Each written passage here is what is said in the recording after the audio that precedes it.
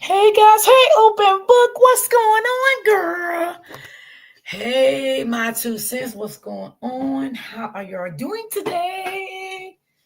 I don't know if it's nice or cold or what here today. The weather crazy, like, oh my God. One minute we got nice days, next minute want to be cold. Lord, this is how you get sick with this weather. So how's everyone doing?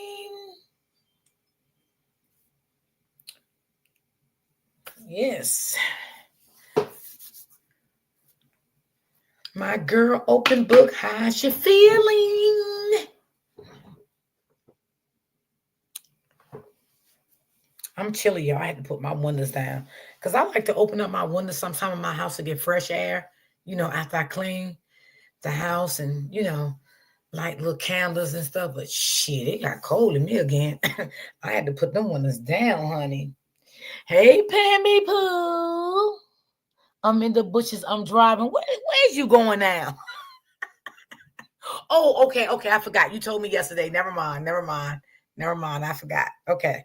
Gotcha, sis. Gotcha. So, how's everyone doing on this great afternoon? Y'all make sure y'all hit the like button for your girl. Why I can't see everybody comment? Hold on. Let me see something here. I was watching a good story I want to share, y'all. That's what I was doing. And y'all, you know what? I be putting up good information on my community wall, okay? Because I still talk about narcissists. So I've been putting up very good information about narcissists, their behavior, how they treat you, what they do to you. So I do that for mainly like my supporters and stuff, you know what I'm saying? To look at it, and a lot of them things I have talked about, excuse me, a lot of those things I have talked about many a times on my platform. So, y'all take time out, look at my community wall, view some of the things that I have put on my community wall. Because those signs of they are narcissistic people, men/women, so leave comments, about it, some of the things I already talked about. So for like a week now, I've been posting things, trying to, redirect people how narcissists really are. Yes, you do. Those posters I share with my friend. Oh, thank you. I appreciate that, baby. Thank you. Hey, Auntie Cherry. Hey, OG. What's going on? What's going on? Miss D and chat on working and listening. If this story, I think it is, those are some nasty people. It may be Robin. Just tap in, baby. Keep on listening. Robin is crazy. Hey, Brittany. And y'all remember the story? I think I shared it last week with the female married that guy that was in prison that he had unalived 4 people. If any one of y'all can remember that story. Hey, Robin. Hey, Rebecca. If y'all can remember that story, y'all, right? I think what I do, I have an update on that story from another person that something happened to in that prison. And I'm seeking, I find it, and I want to share it before I end the live today. So I'm seeking, I find it because I do have an update. Another person did get unalived in that same prison, but her family spoke out. So I'm gonna see. Yes, I remember that story. Okay. Yeah. So I'm gonna look for that story when I start this story because I do want to share that story also. The update on that story. Yes.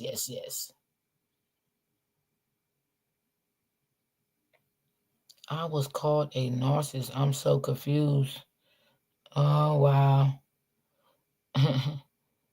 um yeah, so I'm definitely gonna share that story. So y'all, we're gonna get into this story here. Robin crazy. Robin said that's that nasty. Robin is so funny. Oh my God. I love Robin though. So y'all, I'm gonna bring this story up and y'all can put a one in the chat if y'all Roy D, is the story about the lady in Memphis or a different one? I'm glad that you are alive today. I'm off today and the weekend thinking about the red lobster for fish and chips on Sunday. That sounds good. So, what story are you talking about, Brittany? Brittany, you talking about this story I'm going to share now, or you were talking about the lady in the prison? Because the lady that got unalive in the prison, no, that wasn't from Memphis. That was from, I think, California. Good morning, Miss D. Hey, girl, what's going on, Kathleen? What's going on, my love? So, Brittany, let me know what story you're talking about, cause I don't know where this story right here was at. Sometimes I don't even be knowing where these stories be. Sometimes y'all, if they say it when I watch it, then I'll let y'all know where it's at. But sometimes they don't like. Sometimes they will say where the story at, and sometimes they won't. So I don't know where the story be at. But I don't know if I'm gonna do this story today. I have another story with another um I think the dad was the abuser this time. But I didn't see the whole story, y'all. I watched some, I fell asleep. Cause y'all, let me tell y'all something. Finding these stories is not easy, okay? I have to find them, right? And I look for at least two stories to do a day. So what I do, I will do two stories. I would look for two stories to do, and then I would just do a rambling story, right? And it takes time to do that. And sometimes I do be tired. You know what I'm saying? Sometimes I be so tired I don't even get through the whole story, the second one. I'll go through the whole first one, but the whole second one, I don't really get through it sometimes, y'all, because I do be tired. You know what I'm saying? So it is a lot trying to find stories, and stuff like that. So it can be a lot sometimes for me, y'all. So we're gonna bring up this story here. And y'all just put a one in the chat if y'all can hear. And my goal today, y'all, is 5 coffees. Help me meet my goal.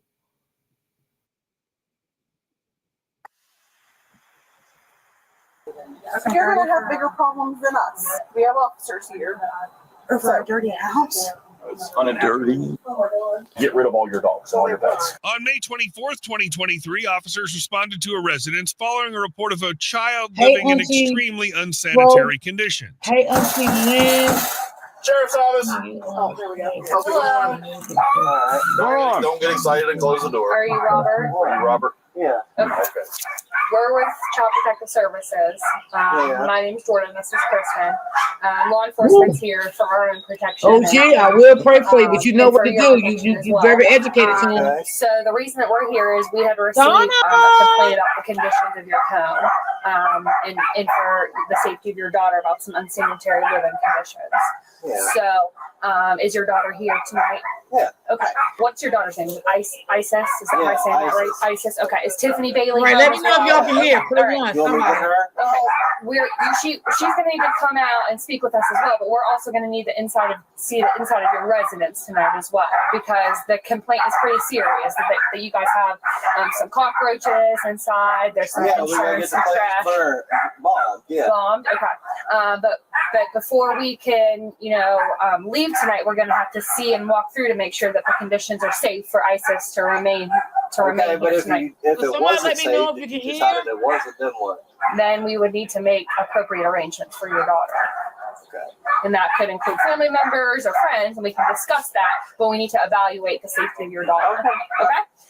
Can you grab Tiffany now? Okay. How many dogs do you have inside the residence?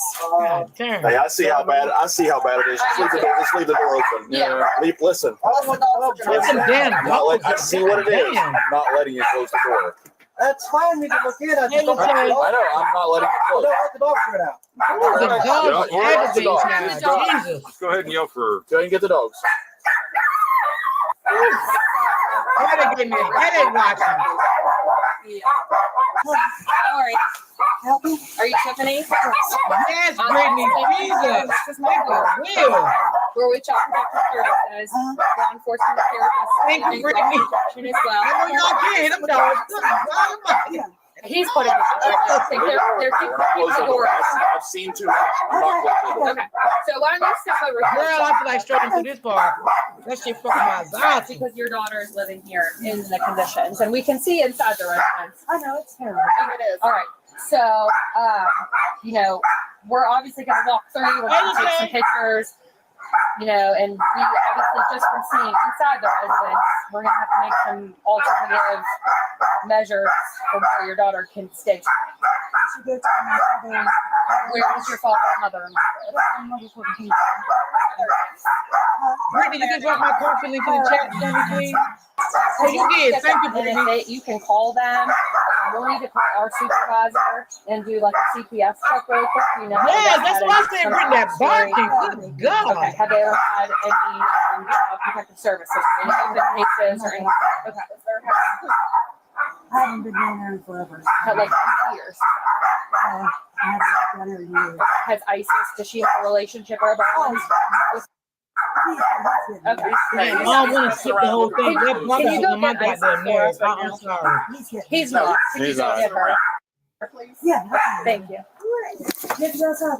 Oh, Jesus. You can hold her. Come out and just hang out. All right. Okay. Look, y'all, the baby's scared to come You're outside, fine. y'all. Okay. She's scared of the police. Hi. I'm Jordan. Come over She here with never your come mom. about the You house. can stay with her. Come with me. Yeah. Mom's coming with you. Baby, you come with me. Hello. Look, she's scared. That's a Just stay with shame. me, baby. You're just gonna get Want me to come over to you? Here, we'll come down. You're going No, it's all right. You're That's it. That's CPS, y'all. This is my That's friend Kristen. CPS. you're just gonna go down with Papa and Mama for the night. That's Papa a and shame. Mama? Yeah. What do you do with Papa and Mama?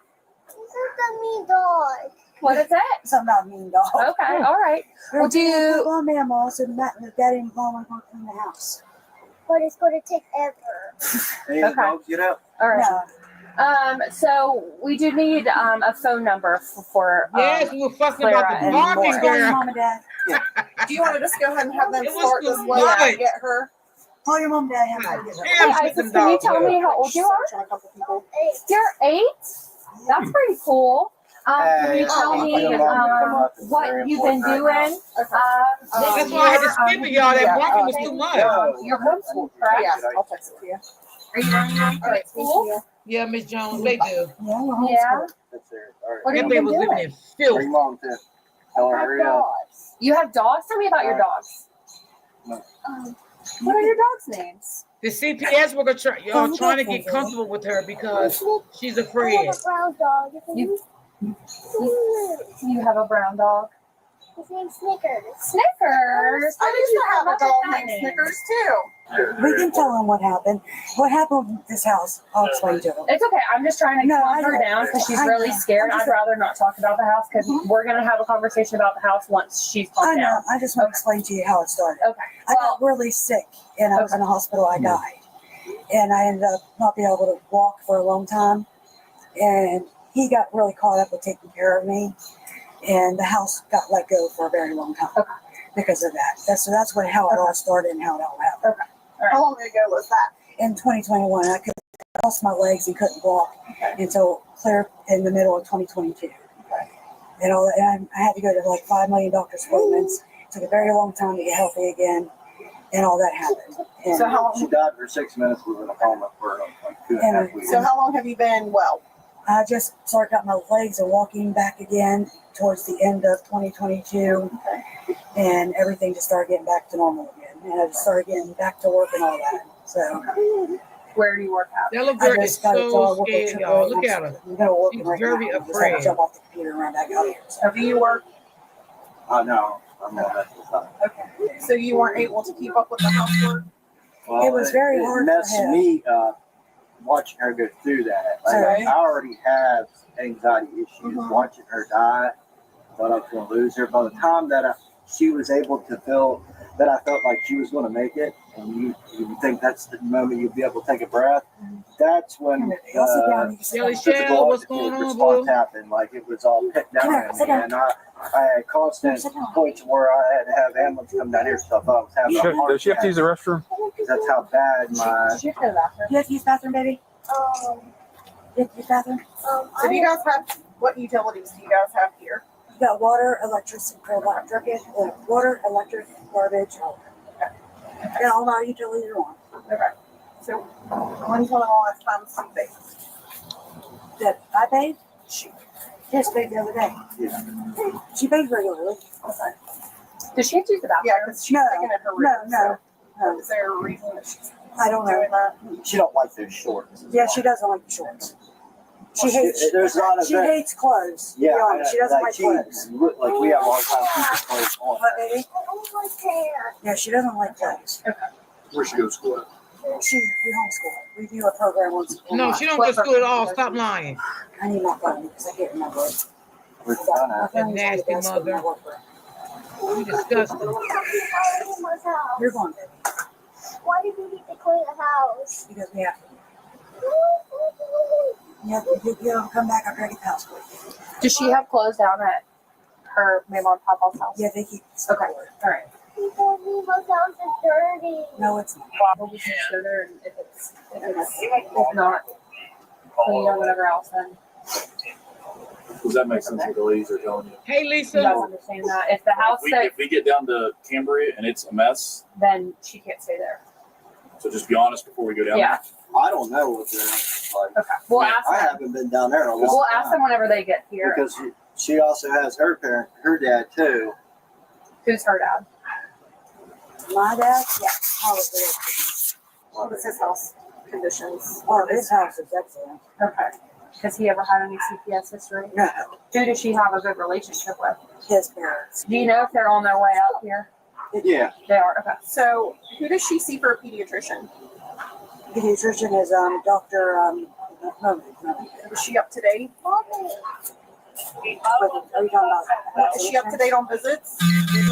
Yes, because with vaccinations we don't believe in. Okay. When was the last time she had a doctor's visit? Doctor's visits. Man, would you be respectful of the ladies and like not focus on your phone? I'm trying to find the homeschooling program. Okay, we can worry about this. I'm sorry, I just wanted to get the homeschooling information. So when was her last doctor's appointment? Do you remember the last day for the last doctor visit? Because I do not remember. Was it like a well child, or was it because she was sick, or what was? The last doctor's visit she went to was sick was at our doctor in community care. Okay. Which was when? The little girl, y'all, she itching. She's dirty. She don't take baths. That's sad. That's why she's itching. Look at her. She doesn't go to yearly well child checks with her pediatrician. No. Okay. Is there a particular reason other? I mean, I know you say you don't believe in vaccinations, but there's other purposes for the well Yeah, child that barking checks. too Well, much, she Brittany. goes to up to our doctor. No doctor. Yeah, Brandy. Y'all see how she's itching? She's scratching. Okay. Does she see her regularly? Just Whenever she has an whenever she issue. has an So issue. she doesn't go yearly like children are supposed to for well She child has checks. my immune system. Like we. Well, I understand, but children are supposed to go yearly for well child checks. That's You all keep I'm saying, asking. Mommy. I don't know. All right. Can you call them back and see where they're at? How are you guys getting like groceries and that sort of thing? His dad. All Okay, right. they're bringing them in. I order them online. All right. His dad gets picks them up. Oh, Or I go to the grocery It's store. getting a car seat to put it in. You can't go anywhere with that. So do you guys not have transportation? My I parents don't is right drive. So you guys don't go anywhere? there. No. You don't go to the store? You don't go? Yeah, we go to the store. I mean, I have my parents. That's sad the way the babies live in that filthy, nasty, disgusting house. That is so sad. I don't want to go into the house. The kids still here. That's why I'm trying to get it on. Oh, that's fine. No, that's what I Do you guys receive benefits through the state of West Virginia? Which kind of benefits? Like, do you guys receive like food stamps, medical cards? Yes, Auntie Lynn, you see the baby just was scratching all her legs. Like, she haven't had a bath. So do your parents come here? Do they come inside your house? No. I just beat it outside here. Do they ever question as to why? Shit, I wouldn't want to come in that house. That filthy No, shit. his dad comes in, but he Shit. don't have stuff. That's So about your it. dad, when's the last time your dad was in the house? I don't even know. Them damn dogs take them to the river. Rough estimate. A week ago, a month ago, a year ago. A month or two. Okay. Tops. Like, you know, And he doesn't have a problem with the housing conditions? he just doesn't say nothing to me if he does. Yeah, poor That's baby. a little concern. That your parents are coming here and seeing how their granddaughter is living and not doing anything about it. So that's a little bit concerning. Do you know for sure their house is clean before they go down there and check it? We have no idea. So do we need to call You Albert? could ask him. Should we You're call not going Albert? to ask. They have to inspect. Yeah, because I'll ask Hey, him. Jay, girl. Does he come here? Just call your dad. No, my dad's not. Doesn't. My dad doesn't come here. Just call your dad. That way I he miss knows you too, issues. Miss J. You was on my mind this morning too. But if those Well, conditions but if aren't that- safe, I'm they're not it's- Yeah, because if we go to hit their house and it's not, then she won't be staying there. Is what I'm telling you guys. She does have somebody to play with. My dad. Yeah. Okay, there well, you let's go. do that. We clean for They trying to make sure y'all this Like, baby need don't go in safety, another same well-being, mental position health, as this house. Safety of your child. Filthy. You can't. We'll get you. No. You just have to do something overnight and we can get you. Yeah, so I play with it. My dad's house. Branson's here. When was the last time she was at your dad's house? It's been a long time. My dad and I don't really speak So what's a long time? a long time. We talking 6 months. We talking 6 years. Longer. Probably. How many years? I can't remember how old she was last time. Was Albert even going to entertain this situation? Oh yeah, he loves his granddaughter. Can we call him? I'll call him. Okay, go ahead. Dad, I have a favor. Can Isis come and stay with you tonight? Would you like it's us to talk important. to him? You can put him on speakerphone. I know, but CPS is here and I need her to stay with you tonight. Can you be transparent with him and tell him it could be a lot longer? Yes. Because it's not going to Yeah, y'all. She don't want to be transparent conversation with that when because she knows it's gonna be a while before she get this baby back. upset her. The family members that are coming from, You're gonna still take my daughter for a long time. Well, for you- my house. I think being you're going dirty to have for- bigger problems than us. We have officers here. or for a dirty house. It's unintended. dirty, I mean, my house will be cleaned overnight. but it's not necessarily a dirty house. It is a health risk. Oh That's God. it's to the point where it's probably criminal. I promise you it will not be. I can bet money on it. But it's not the fact of what it will be, it's the fact of what it is currently. And it's I understand. Let me finish, Serious. please. Let me finish, please. It's 100% child neglect. That's all there is to it. There's no reason for this. I understand she was sick. I understand you have some She mental health literally issues. died. I understand that, but she's been well for a while. She ain't even all the way better. She Okay. can't even stand up for more than maybe a You second. can't. Do me a favor. Don't argue her. Just No, let her take accountability. listen to her. But I'm trying to understand why if she's not well, why can't you still clean your house? Hey, ma'am, what kind of car are they But why driving? can't you clean? I'm sorry, What kind of car were they driving? What causes you to not be able to pick up? The ones I guess that were called first. I sleep a lot. I can't. They have a couple cars. I don't know which ones they're Well, have you driving. thought about reaching out to Passenger her car, parents like a or her small parents car. to say, hey, They have a these maroon issues, car, they have a help white rather than car. allowing our child to live in this environment. Yeah. Okay. Do you have underwear or something that you could go in and Y'all, the get? baby don't even got no She had- underclothes I on. don't know what she did with her. You want some shoes? And look at her. I don't know what she did with him. What type of mama is this, y'all? What are we dealing with On the here? red couch, on the red couch. How come she doesn't have underwear? Because you must have just threw it short term. Because you don't have any. Kids when we got here? I was in my workroom. I have no idea. What are your work hours? Oh, I was working today from 1 o'clock to 9:45, and then I start my production hours on Friday. I start at 4:15 p.m. and work till This 12:15 is a.m. sad.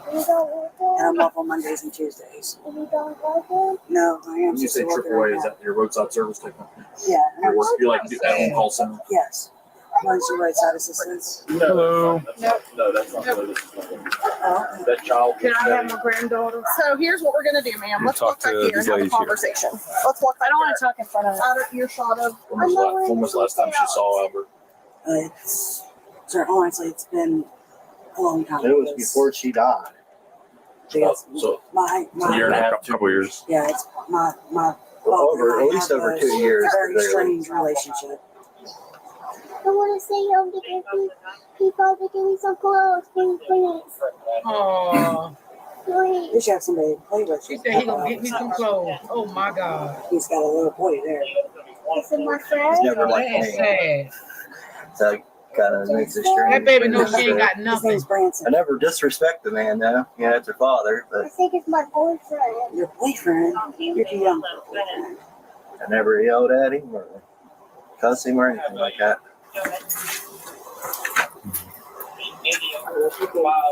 Hey, Isis, can you come over That's here? her in the light or grandparents. sit right there so I can take a picture of you?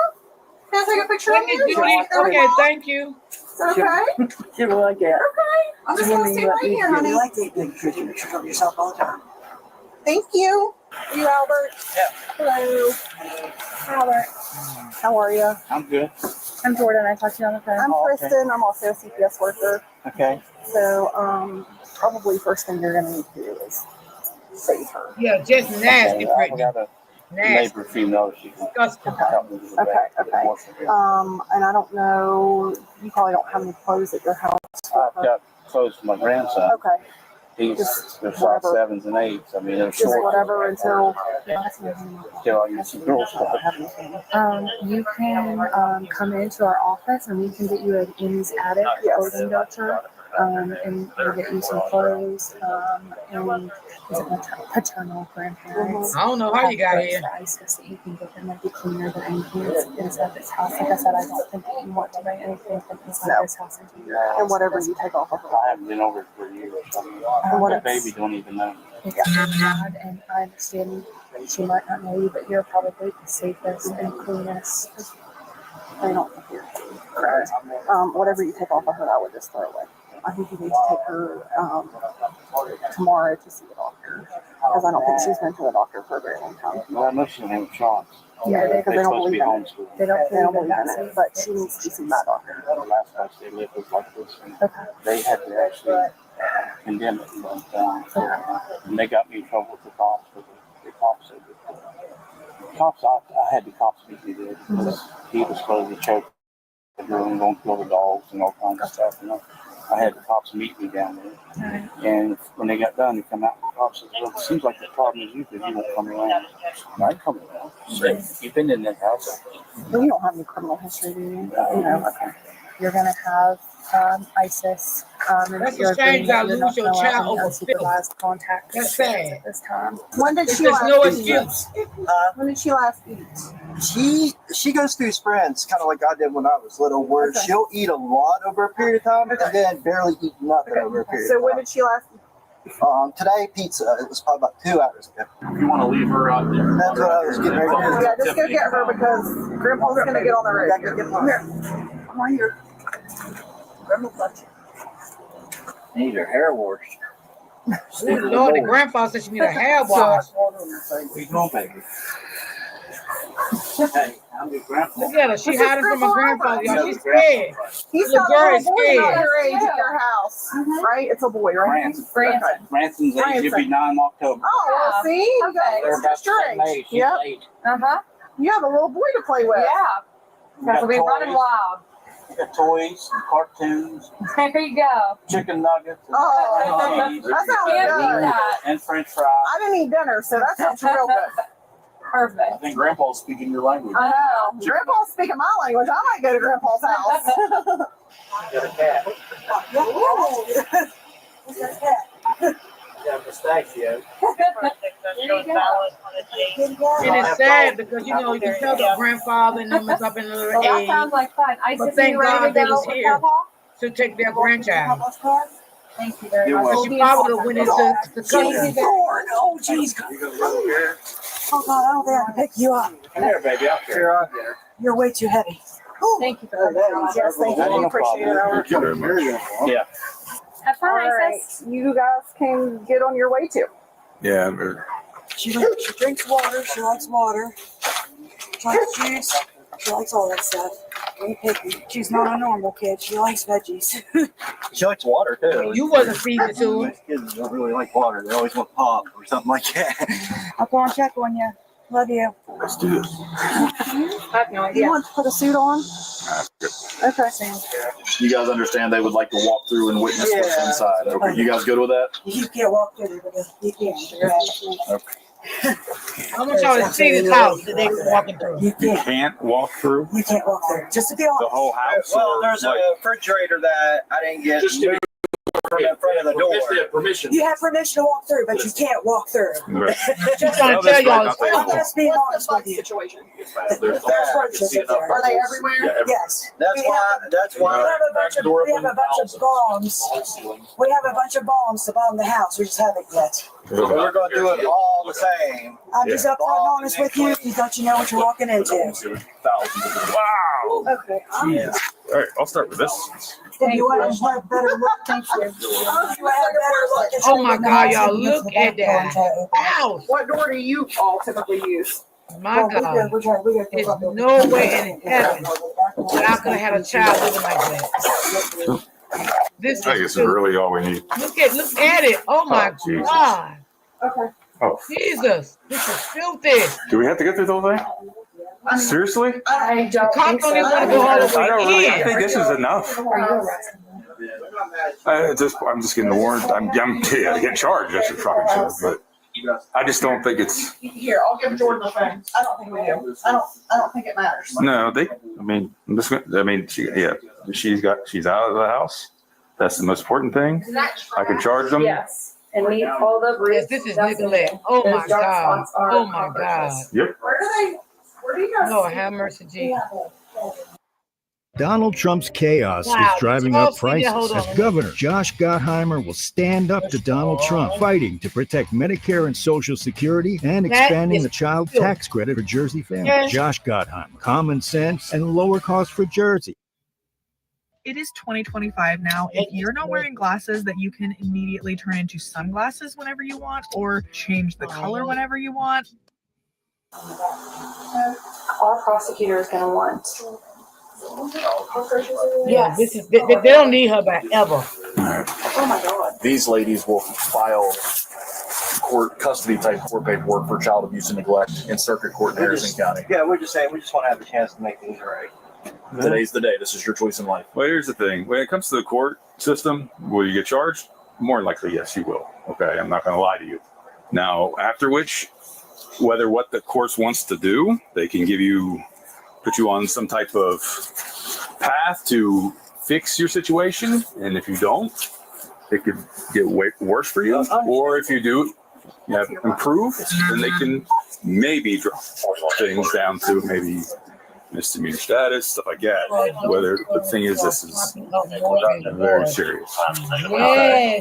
Yes. This is I was just Completely our unacceptable. actions from here on out. Could that? Ooh, I mean, baby.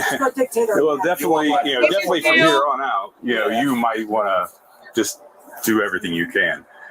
If I would recommend, first thing, clean the house. Yeah, absolutely. Yeah, they need to move out Because that chances are there's motherfucker. going to be Fuck cleaning that up. right, more visits at some point down the line. Oh, yeah. Fix whatever you have to fix in this house. Start doing it now. That should have been done Years ago. Yeah. Yeah. Oh, this wasn't even here years ago. It's been like it since 20. Well, but the thing is, Well, when it comes to a house, It was about a year after she was. okay, like, listen. When it comes to a house, bad. you let one thing slide, and it snowballs, and it just Right. it will compound everything. And nobody says you have to clean your what house makes it- spotless from top to bottom every day. You can Yeah. do a little bit at a time. Yeah. This is just. What made it? I don't even know. What made it discouraging is the health that we've been dealing with. I know. And on top of that, Well, it here's ain't so the- much the cleaning; it's how bad the roaches got bad for us. Well, that's Well, why for y'all you do to something get the about it? trash out. I'll Yes. be very honest with you. Well, I mean, we can go over the basics There of. are probably We got them living at. thousands of roaches. We got them when we moved to Oak Mountain. Correct, because we had a Yes, referral when we were at Oak Mountain for disgusting. roaches as well. Yeah. I'm Absolutely. going to recommend. I know you guys really adore your dogs, but this is not fit for them either. I mean, I have to get a hold of animal control. Okay, after seeing this, Could I not take them down to my parents? But then you're let me moving think the about that. Why problem. would you want to take the dog Then to your your parents daughter's and put nasty in ass dogs in conditions the where house? she can go there to visit. No, not that. My parents. That's So her dad. you want to make your parents live like this. No, just till we get everything. What he's trying to get to you, we can't make you, but what you need to do is tomorrow to call animal control yourself and get rid of all your dogs and all your pets. yeah. Quit Do thinking you about believe your in dog. shots for your dogs? Yes. Yes. You do believe in shots for dogs? Yeah. Okay. Yeah, Well, that's there's three people you should care about right now. Yeah, I understand. You and your daughter. Yeah. Forget about everything else that's in there. Yeah. The dogs really don't matter right now. No. Absolutely And I'm not. also going to kind of butt in here. I'm usually pretty, but you guys had some issues when you moved from one house and they transferred here. You're kind of doing the same thing. If you continue to just like move one piece of property to another house, to another house, to another house, dogs can like the same thing issues. That's why we also like told Albert like he's going to have to throw away your daughter's clothes. We told Thank Albert you. he's going to have to throw away her clothes, take her to a doctor. She was digging at her skin and everything. She might also be carrying cockroaches in places Yeah, the girl that ain't she have a was scratching bath. at, itching, because cockroaches burrow. So, you know, there's also some issues like your dogs might be carrying them and transfer them to your parents' house. So carrying them from this house might also take them over to your parents' house. We don't want to keep creating issues all around you guys, because at some point like it's going to come to like a giant head and cause problems for everyone around you guys. So you guys really need to think about what's important to you at this point, whether that be your daughter, your dogs, your home, and make a decision. You guys need to think about that tonight and really If you can't afford to clean this up, we'll get it done. No. I'm just going to say I'm going to go ahead and say it's very unlikely. What you probably need to do is consider getting a different place to live and start clean. I'm just being transparent with you. That's true. You guys aren't going to clean this house up. I don't know what is even salvageable. You need to just. You'd be surprised what I can do clean. Well, but you're digging yourself. Well, why you didn't do it? I'm saying like that makes it a lot harder for me. Yeah. What you need to do is think about tomorrow. Yeah. Start a new life tomorrow, because if you don't, you know what the result is. The result's no daughter and criminal court. It is what it is. Yeah. This safety plan just says that you guys have demonstrated that you guys aren't going to go over there, try and cause any problems for Albert. You guys are going to abide by the safety plan. You're not going to go over there and try to move in with him or anything at this point. If you guys are going to move, you're going to stay in contact with us and let us know where you guys are living. And if you guys do decide to move, we're okay with that. We'll just need to continue with the safety plan and try to move forward and help you guys. So it just says that Albert's going to supervise and ensure a clean and appropriate residence for ISIS to reside in, and will ensure that no unsupervised contact between parents and child at this point. So do you guys agree that that's kind of what we've talked about here tonight? She Do you guys have any questions about that? This plan will be in effect for at least the next 90 days. We can shorten that and we can also extend that. So if a court process ensues, it'll probably be longer, but we can also change this to an in-home safety plan if that needs to happen. So do you guys understand that so far? Okay. So I just have to have you guys sign this here under caretaker signature. I need both of you guys to sign where that X is. Reader's Digest version, if you get your life together shorter than 90 days, there's a chance that you could go to court and possibly even get your daughter back. Absolutely. No, that's always big. But if you do nothing, then the other answer is, like they just said, they will extend it. See, that's why I was asking you that, because like we love our daughter. So then tomorrow you need to. So why would you have her live the way she was living? You need to love her. You need to love her more. I just wanted to know that if we did anything, it would matter. It is what everything you do. That's all I need. From this moment forward, everything you do is going to matter. You can actually help. You're going to continue in your future to raise your daughter, or the decisions you make are going to make choices that you're not going to raise your daughter. Absolutely. That ball is in both of the parents' court right now. These ladies cannot help you if you don't ask for help. If you want advice, you can call and talk to them. They give you a business card. You can say, hey, I've been really cleaning the house. And I'm sure if you're serious about it, they would come out and go, you know what, you did a really good job. The man and woman were charged with child neglect. Monster Mash. Y'all, that was filthy. Okay? No doubt about it. Like, she was trying to come up with all type of excuses, okay, that was not making sense. Okay, she was sick for a year. Okay, I grant you that. But still, that baby should not have been living like that. Like, no, I just didn't buy that. I just feel like it was too many excuses with it. You know, that baby did not have to live like that. That was very filthy. I mean, oh my God, like, how could you let your house get like that? Like, how? I just didn't understand it. Let me bring this other story up. Oh, Lord Jesus, have mercy.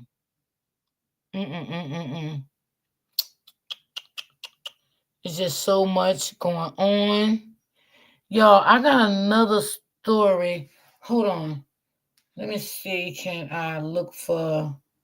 Give me 1 second, y'all. It's just let me see. Can I um get the name of that story I had?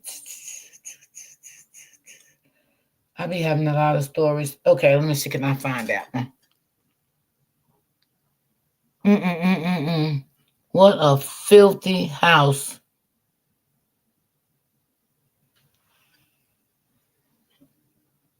All right. I just feel she don't need the child back. That's just my opinion. And I hate to see, kids not with their parents, but at some point, you know, um, okay, y'all, this is the story here. All right. I was gonna do this one tomorrow, but I'm Was gonna do it also today. hiding in the house. So I'm going to first play the audio interview from Retta. Then I have the interview of Michael Coleman, who tells the Now, police y'all, this why story here is everything kind of happened. sad. I hope you're ready. That's Did what you I'm did you saying. write a letter? How Do you remember can writing a letter the about house this? get like that? The people in the house don't care about the kids. Exactly. Well, there was a letter found in the apartment. That's why I'm asking. Why is everybody putting up with ads like it's 2010? Okay, y'all, Like get it's ready for this 2025, story guys. here Just because use it's a time. good one. This Chrome And I extension didn't takes watch the 5 whole seconds to story, set up y'all, and it blocks because I ads on fell any asleep website. last It night. makes Okay. In the apartment. Appellate court. No, it was a letter about you freeing yourself and freeing the girls. What the hell? Freeing myself and freeing the girls? Running away. That's freeing. Do you remember writing the letter? It's about 3 pages long. No. Hell no. A 3-page letter? I might, if you give me some time. A 3-page letter. Wouldn't Michael have stopped me if he, no. I'm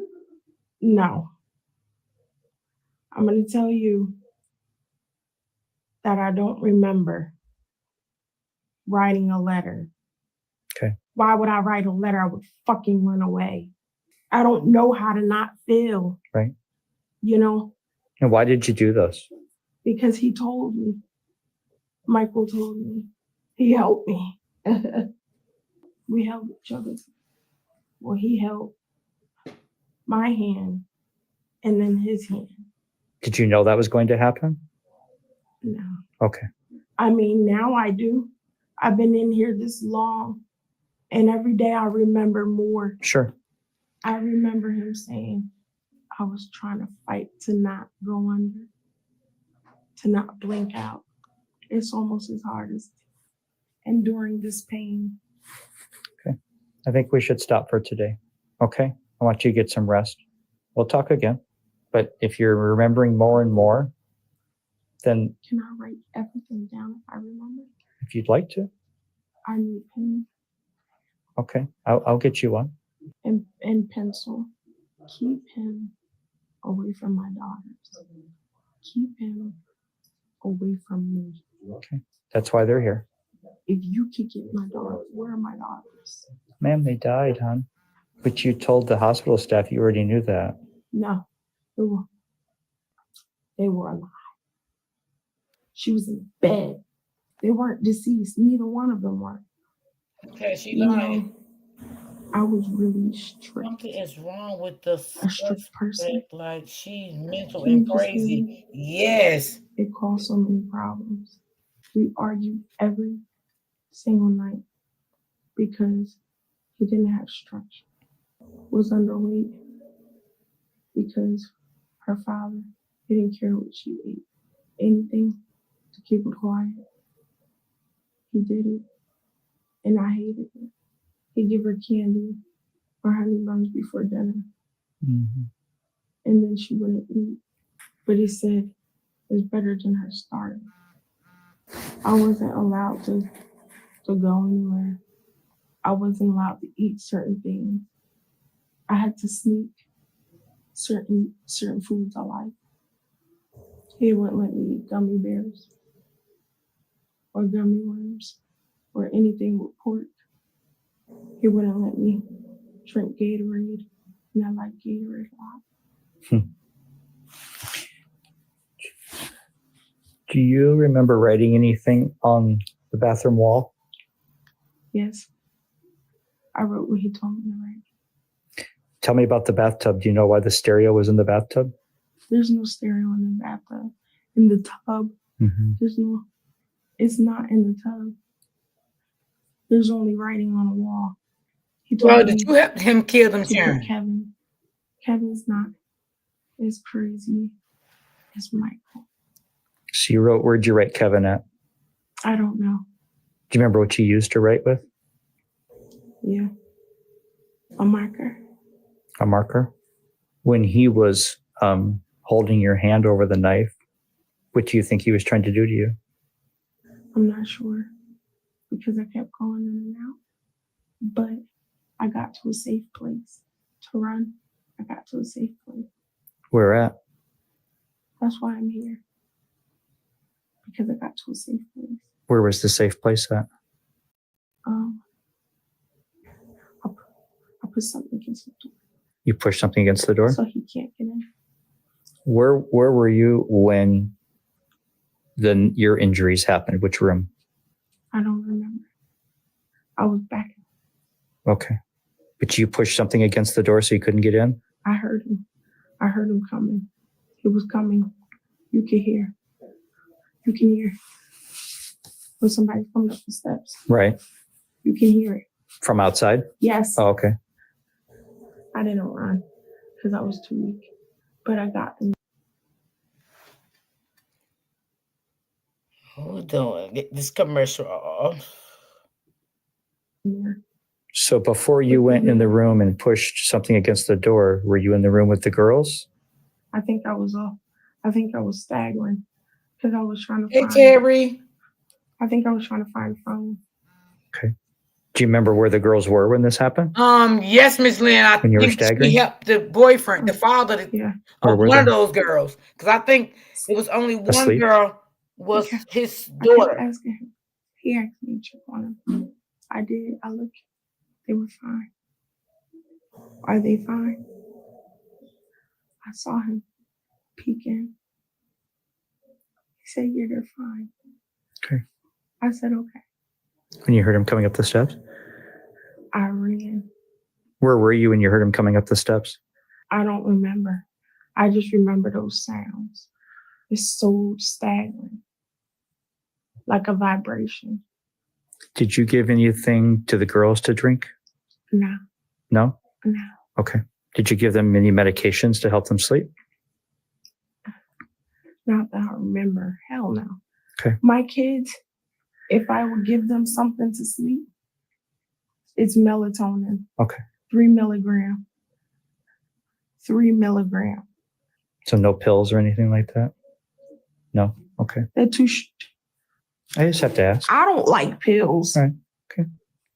They're trying to give me pills. Here. You don't like them? Well, we're natural. We're all natural. Gotcha. Michael got addicted To what? these pills. From his injury? He's not really hurt as he is. He's a narcissist. Oh, When Lord. you finish work, go home and study Oh, with him. Lord. To someone who knows, because I was getting him help.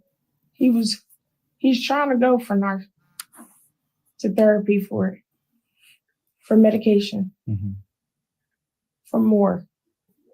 Not that he needs any more, but he is. Can I tell you something?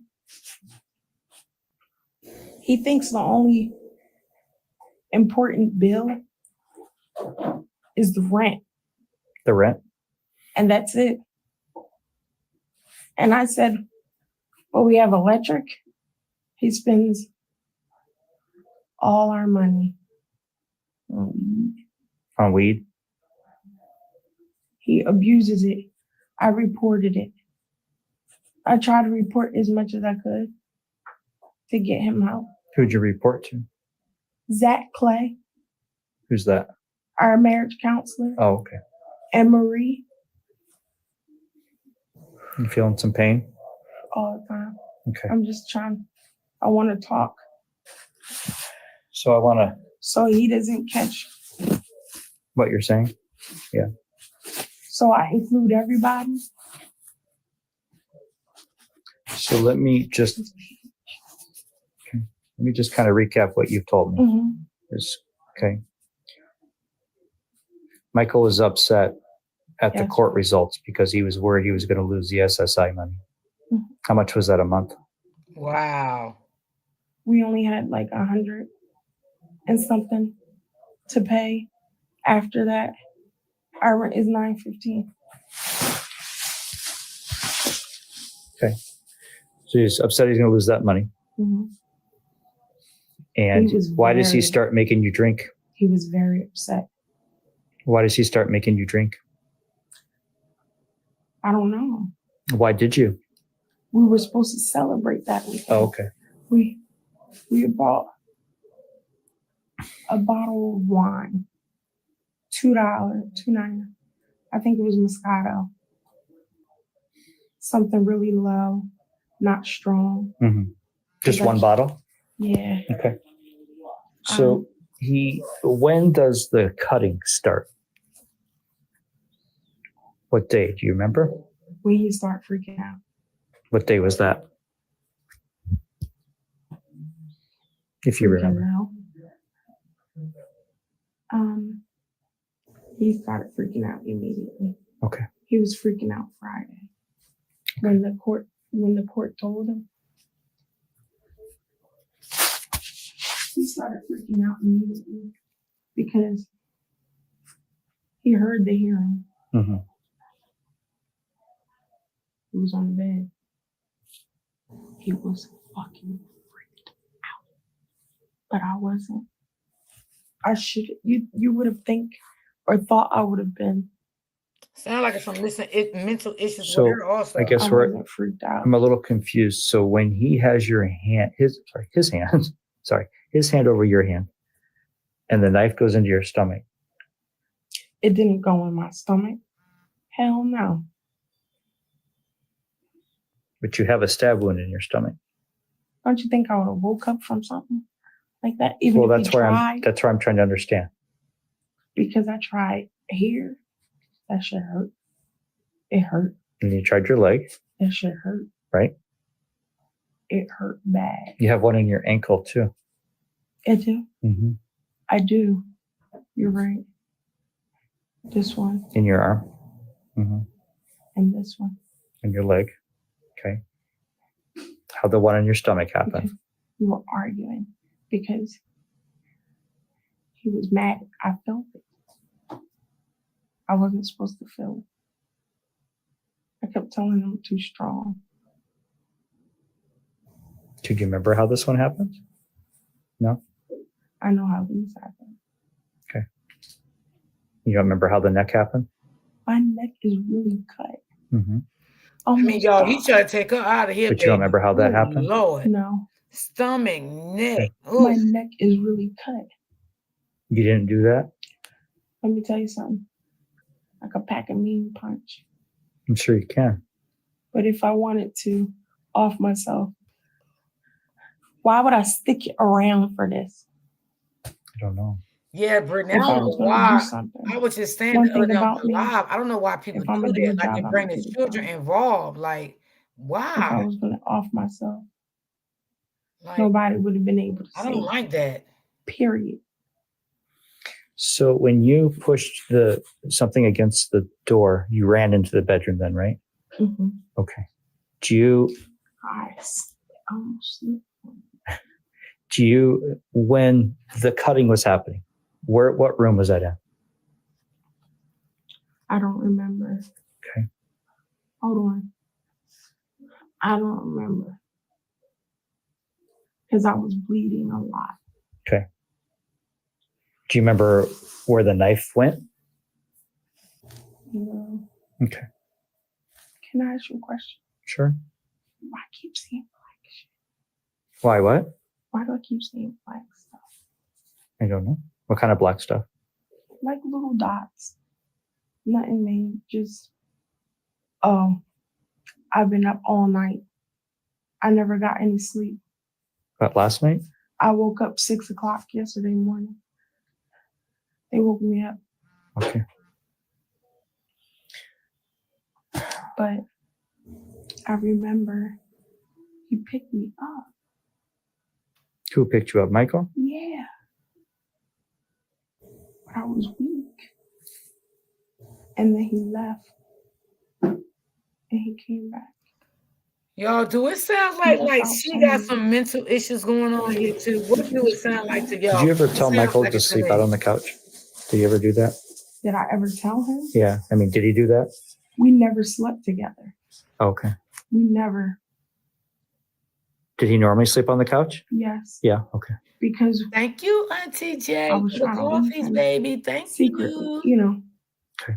You didn't want to be in the same bed with him? No, hell no. Okay. Mike only cared about money, his phone, and getting his way. And I tried to tell him, it's more to life than that. Our daughters even were different. He was trying to raise my daughter to be like him. He hated when I would discipline her. You're supposed to punish your kids to their age. Let's stop for now. I want you to get some food. Okay. We'll talk again. You promise? I promise. Okay. When I can remember. Yeah. Maybe give you a couple more days. Everything. How's that? Okay. I want to remember. Even if it get me in trouble, I don't care. You're going to free me from him. Okay. That's all I can see. No, I promise you, if you're going to free me from him. Okay. All right. Let's get your foods here. Okay. All right. Thank you for talking. See, I told you it was spooky, or at least that's the vibe I got from the interview. That's the end of her interview. I did have some of her video interview, but it was only like 10 minutes long. Initially, she put the two girls in a bathtub. She placed the toaster in the bathtub, plugged the toaster in, and tried electrocuting them. What the fuck? But yeah, anyway, Michael is now going to explain everything to you. Y'all hear what he just said, y'all? On Mountain View. Did y'all hear what he just said? The kids was put in a bathtub with water, and the toaster was plugged up, and the kids was electrocuted. Did y'all just hear what he just said? I want to make sure y'all heard him right now, okay? This is the shit that pisses me off when people do shit to kids. This really touches me. I don't like that. Let's finish listening. But I just want to make sure y'all heard what he said. 2 years now. Did you work anywhere? No, I'm actually waiting on my disability. When was the last time you worked? No, November 2019. What'd you do? Construction. Help me with my goal today, y'all. I need 3 Is more that your wife or copies. girlfriend or?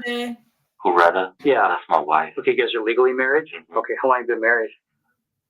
7 years. Okay. Did you get married in Arizona? Yeah, No, for 7 years in New Jersey, that's legal. Okay, I'll work From New Jersey. I haven't done any background. shit, I he's from don't New know Jersey. anything about you. I prefer not to do that. I prefer to get it from you. So, okay. Yeah, we just moved here 2 years ago, from New Jersey. Okay.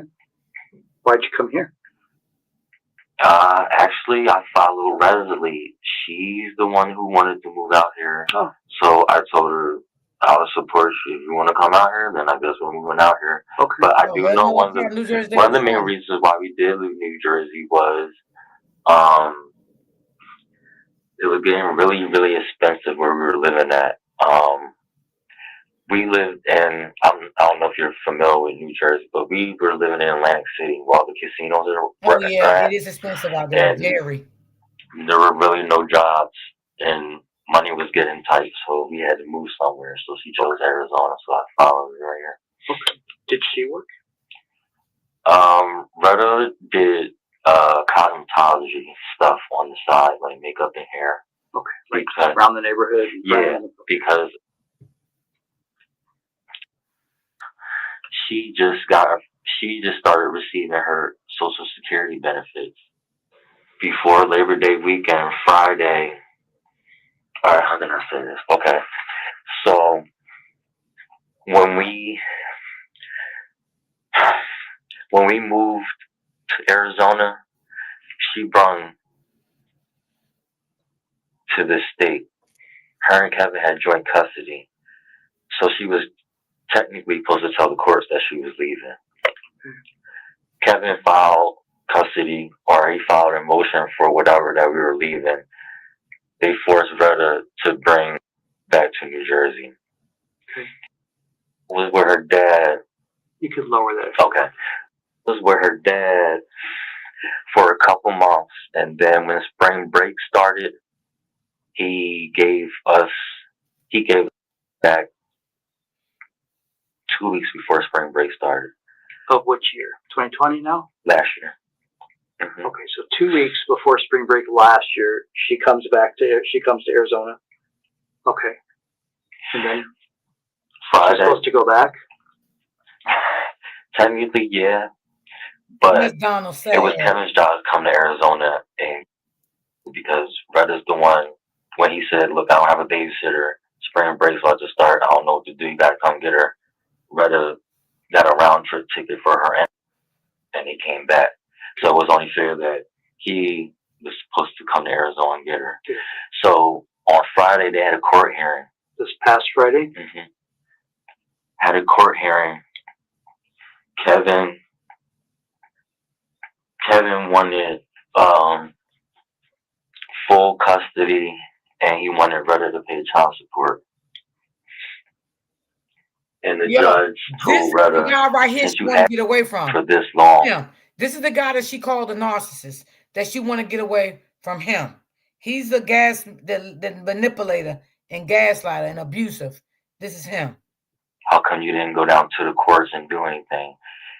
And she tried to explain to the judge here in Arizona to start a new whole case when you have the child, because she thought Arizona would take jurisdiction, and they didn't. She was supposed to go to court and file, I guess, a new thing for Arizona. But the thing is, that cost like $350, and we didn't have it at the time. So her hearing, she was able to do this over the computer then, or remotely? Remotely. Okay. So she kept her daughter here longer than she was supposed to. However, Keith was now filing for Retta to keep her. He filed. And then he wanted full-time custody and child support. Mm-hmm. And I know that the judge granted Kevin everything, and he told them to exchange numbers, and Kevin was supposed to call sometime this week or next week to come make arrangements to meet us at the airport. Okay. Now, I do know... How did Retta feel about that? Oh, she was broken. She was hurt because she's very protective. Oh yeah, I forgot to tell you too. When we did move over here, our oldest daughter, she was here with us, but she moved out in January. So she still lives here? Hey, Rosanette. Moved to Milwaukee with her boyfriend. Okay. So I know with leaving the court date on Friday, I know Retta was upset, but I told her push come to shove, maybe we can get a lawyer and try to fight it, since she was in Arizona almost for like two years and he never did anything about it. So I told her, don't worry about it. We're going to try to fight it. I was like, in the meantime, let's enjoy our Labor Day weekend. And we did. So. Okay. How is the relationship between you and her daughter? Thank you, sis. So, just to clarify, Retta and Kevin were going through a divorce. Kevin was then granted custody of Aaliyah, as he is Aaliyah's father. Michael, the one being interviewed right now, he is the father of Royal, the other child. The divorce battle can speak to motive in this crime. Now, for some reason, I don't know why, they do sometimes call Kevin Keith. Just keep that in mind. Anyway, I hope that clarifies any confusion. He's now going to talk about what he was doing at the time of the crime. Then he'll go into detail on what exactly happened. Oh, I was her. I'm her father. Stepped in. I'm She good. called me Sis. I'm dad. good. Okay. I Time raised for her another day. since she was 2. That's when I first met Retta, who was 2, and Kevin wasn't even in the picture. So Born here, right? No, New Jersey. She's 3. It sounds like this lady here, which is his baby mother, because she was married to the first guy, right? And they was going through a murder decree, just like Robert and Brianna was, right? And it sounds like this guy here that's being interviewed is the narcissist. And it seems to me he tore this girl life apart when he came into her life. Okay? So just keep listening. 3, 4. She's 4. So you brought her here when she was 2. Right. Because that's what narcissist does. You know, they tear your life apart when they come into your life. They strip you from everything. Everything. You know, you'll never be the same again once you leave them. And if you do, you better pray and ask God for the strength, the willpower, your mind back, everything. And that's why if y'all seen lately, I've been posting a lot of stuff on my wall about narcissists. I'm still into talking about it. So I just recap a little bit stuff sometimes throughout the week, all last week. And I did some more stuff today. So y'all make sure y'all always watch what I put on my community wall, because I do a lot of recap when it comes to narcissists. And I bring out a lot of things that they do, how they want you to move, how they want you to act, how they treat you, how they didn't love you from the beginning. So go back and read some of them things that I've been posting lately. Right. Okay. It was really for them, so they could have a better experience. We didn't really want them. We didn't really want to raise them in New Jersey and how we were struggling. So we thought also it'd be best, move to the West Coast, somewhere we never been before. And I'm pretty sure they're gonna like it, and they loved it here. Just the fact that they could go swimming every day. What did you guys do for money to pay for rent? And I collect unemployment. Okay.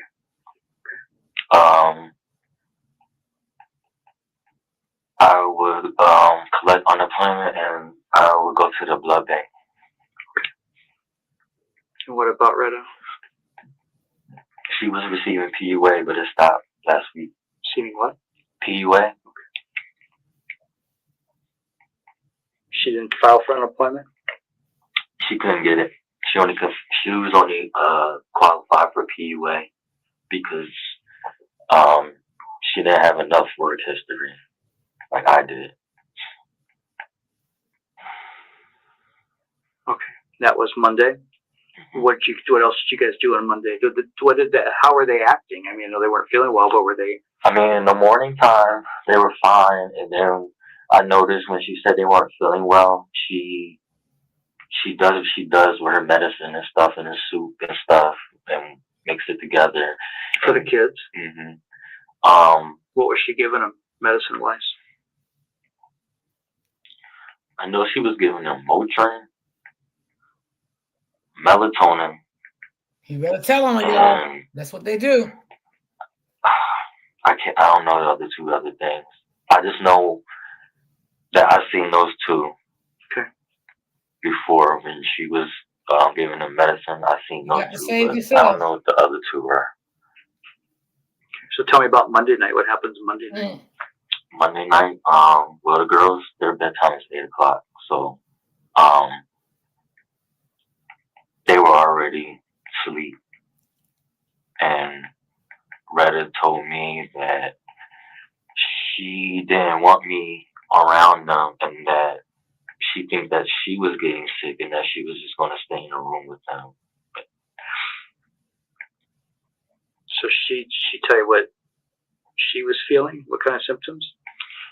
No, she just said that she felt like she was getting it too, and it would be smart for me just to stay out on the couch while they stayed in the room, because she didn't want all of us to get it. Okay, so did she stay in the room with the girls then? Which room? The girls' room. Okay, so she stayed in the girls' room. Okay, they were sick due to from Monday night on. Yeah, every day. Okay. Why didn't you just stay in your room then? Why'd you stay on the couch if she was staying in the? Oh, because where we live at is not the best neighborhood, and she's a security freak because our house got broken in New Jersey, so she likes to, like, if she knows that she's gonna sleep with the girls, she'd rather have me out on the couch so I can hear the door. If it may, that she's, how can I say it? She's overprotective. There was one night that I did sleep in the room, but that was, I think that was Sunday. I think ever since she told me to stay out there, I didn't sleep in the room. Okay, so from Monday night on, Loretta slept with the two girls in the girls' room, and you slept on the couch. Okay. Did you have? And I haven't looked. So did you have blankets and stuff on the couch, or pillows and all that? Okay, is this how many bedrooms? 2-bedroom apartment? Yes. Okay. Real small. So everybody goes to bed Monday night then? Okay. So let's talk about what happens on Tuesday then. Okay, well, Tuesday I wake up. See, my schedule is different than Rutta's because I suffer from my foot, and I've been walking in a boot for a whole year, and I just got. You have what? What's that? You have what foot? I'm sorry. Yeah, my left foot. I have nerve damage in my foot. Okay, so you use a boot? Well, I was walking in the boot. I had the boot off for about maybe 2 weeks now because my foot was starting to get better. When's the last time you wore it? 2 weeks. Was that the doctor said go ahead, or you just took it off and it was No, feeling better? he said whenever I'm ready to take the boot off, just take it off because the boot was even falling apart from just me wearing it. You still have that boot? Mm-hmm. It's in the house. Okay, so Tuesday morning. So Tuesday what time morning. You wake up? I woke up like he moved the hell out of 7:30. boot. Says falling apart. Well, I usually wake up at 6:45, but I woke up later because I already knew that they weren't going. I knew that they weren't going to school because Aaliyah has to be on the bus by 7:50. So she usually wakes up at 6:45. She brushes her teeth, washes up, hygiene. So do they not go to school Tuesday because they have the day off? Or they not go Tuesday because they weren't feeling well? Because they weren't feeling well. Okay. So that was decided on Monday? Yes. And Hey, their Mr. school Sanders. policy is if we think that the kids have COVID, we're not allowed to bring them into school. Like everyone, yeah. Right. So Tuesday morning, I woke up around 7:30 and I went to the blood bank. Yeah, because the needle's so fresh right here. What blood bank is that at?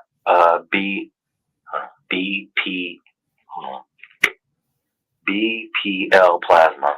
It's on Bell Road. It's right down the street from the house. How'd you get there?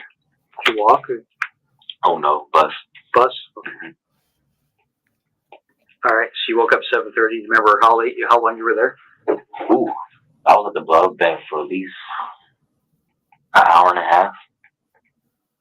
How much do they pay you for that? I'm just curious. Well, this is my second time going. First time, your first 8 visits, you get $100 each time. Mm-hmm. So I was going to go there every time and use that $800 to pay rent next month. Right. Okay. How much is your rent? $915. But we got new owners last month, and that's funny because I was just talking to the owner on the property. I seen him last week because I know them, and he was telling me in Reddit that they were going to move us in the next door apartment and fix up our old one because they're raising the rent to $1,200 because they're putting washers and dryers in. Everything's going to be brand new. So he was asking us, do we want to move next door? We told him, yeah, but we were eventually just trying to move somewhere that was a little bit cheaper because we couldn't afford. With getting $800 for her SSI, my unemployment running out. It's going to be hard to pay $1,200. Sure. Indeed. All right. So you're at the blood bank for 90 minutes. What time do you go back home then, or? Yeah. After I left the blood bank, I went to Mint Dispensary to get my medicine because it's right next door. To where?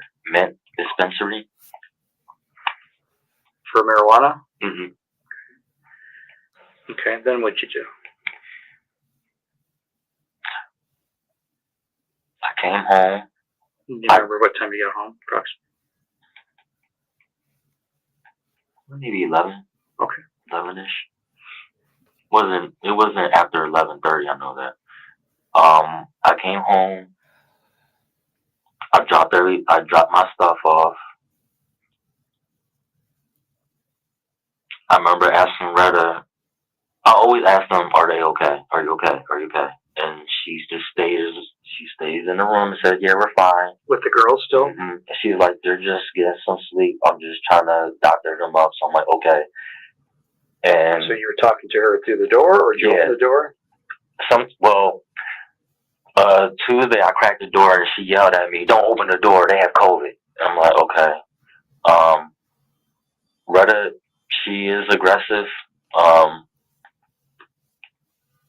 not gonna say I'm a punk, but whatever Retta tells me to do, I do it. She's smarter than me. She knows more than me. There's been plenty of times I made mistakes from not listening to her. So whatever she says, I just do it. Okay. So she said she was fine. I said, "Okay, I'm gonna go." Did you talk to the girls at all? She said they were asleep. Did you hear them at all? When I came back at 11, I'm not sure. Did I hear them? I'm not sure because the TV was on and one of their tablets was on. So is he So trying it's to just say that noise from I couldn't tell, but she was just like, and it was already unalive when he everything's came fine. back? And I said, "Okay." I just donated blood and I got medicine. I'm about to go to the barber shop. If you need me, call me. She said, "Okay." I go to the barber shop. Which barber shop? Trendsetters. It's on Dunlap. It's a new barber shop. I want to say probably between 12 and 1. Did you bus again, or did you walk to that one? Yeah, I take the bus everywhere. Okay. After that, Neutrogena Hydro Boost Water Gel is one of my wife's favorite moisturizers for that weightless hydration. I'm trying to see, was those kids unalive when he came back? After the barbershop, I went to Sunny Slope Community Center because I've been going there daily. So just down the street, and they have activities for like senior citizens and people who have disabilities and stuff like me. And next door they have the open gym. So on Tuesdays, I went there from 5. I was there from 5 to 8:30 because the open gym for the adults are from 5:30 to 8. So you went to get your haircut from around 12:01. What'd you do between 1 and 5 then? Before you did the open gym? I understand times might be a little off. I get that. I know after I got my haircut, I did stop home again because I do make sure everywhere I go, I try to stay in Sunny Slope because of what they were going through. I just wanted to be there just in case something happened and she needed me to come home. So after I got my haircut, I remember coming home and she came out the girl's room with the blanket around her and was like, "Oh, your haircut looks nice." I said, "Thank you." And I remember I took my medicine.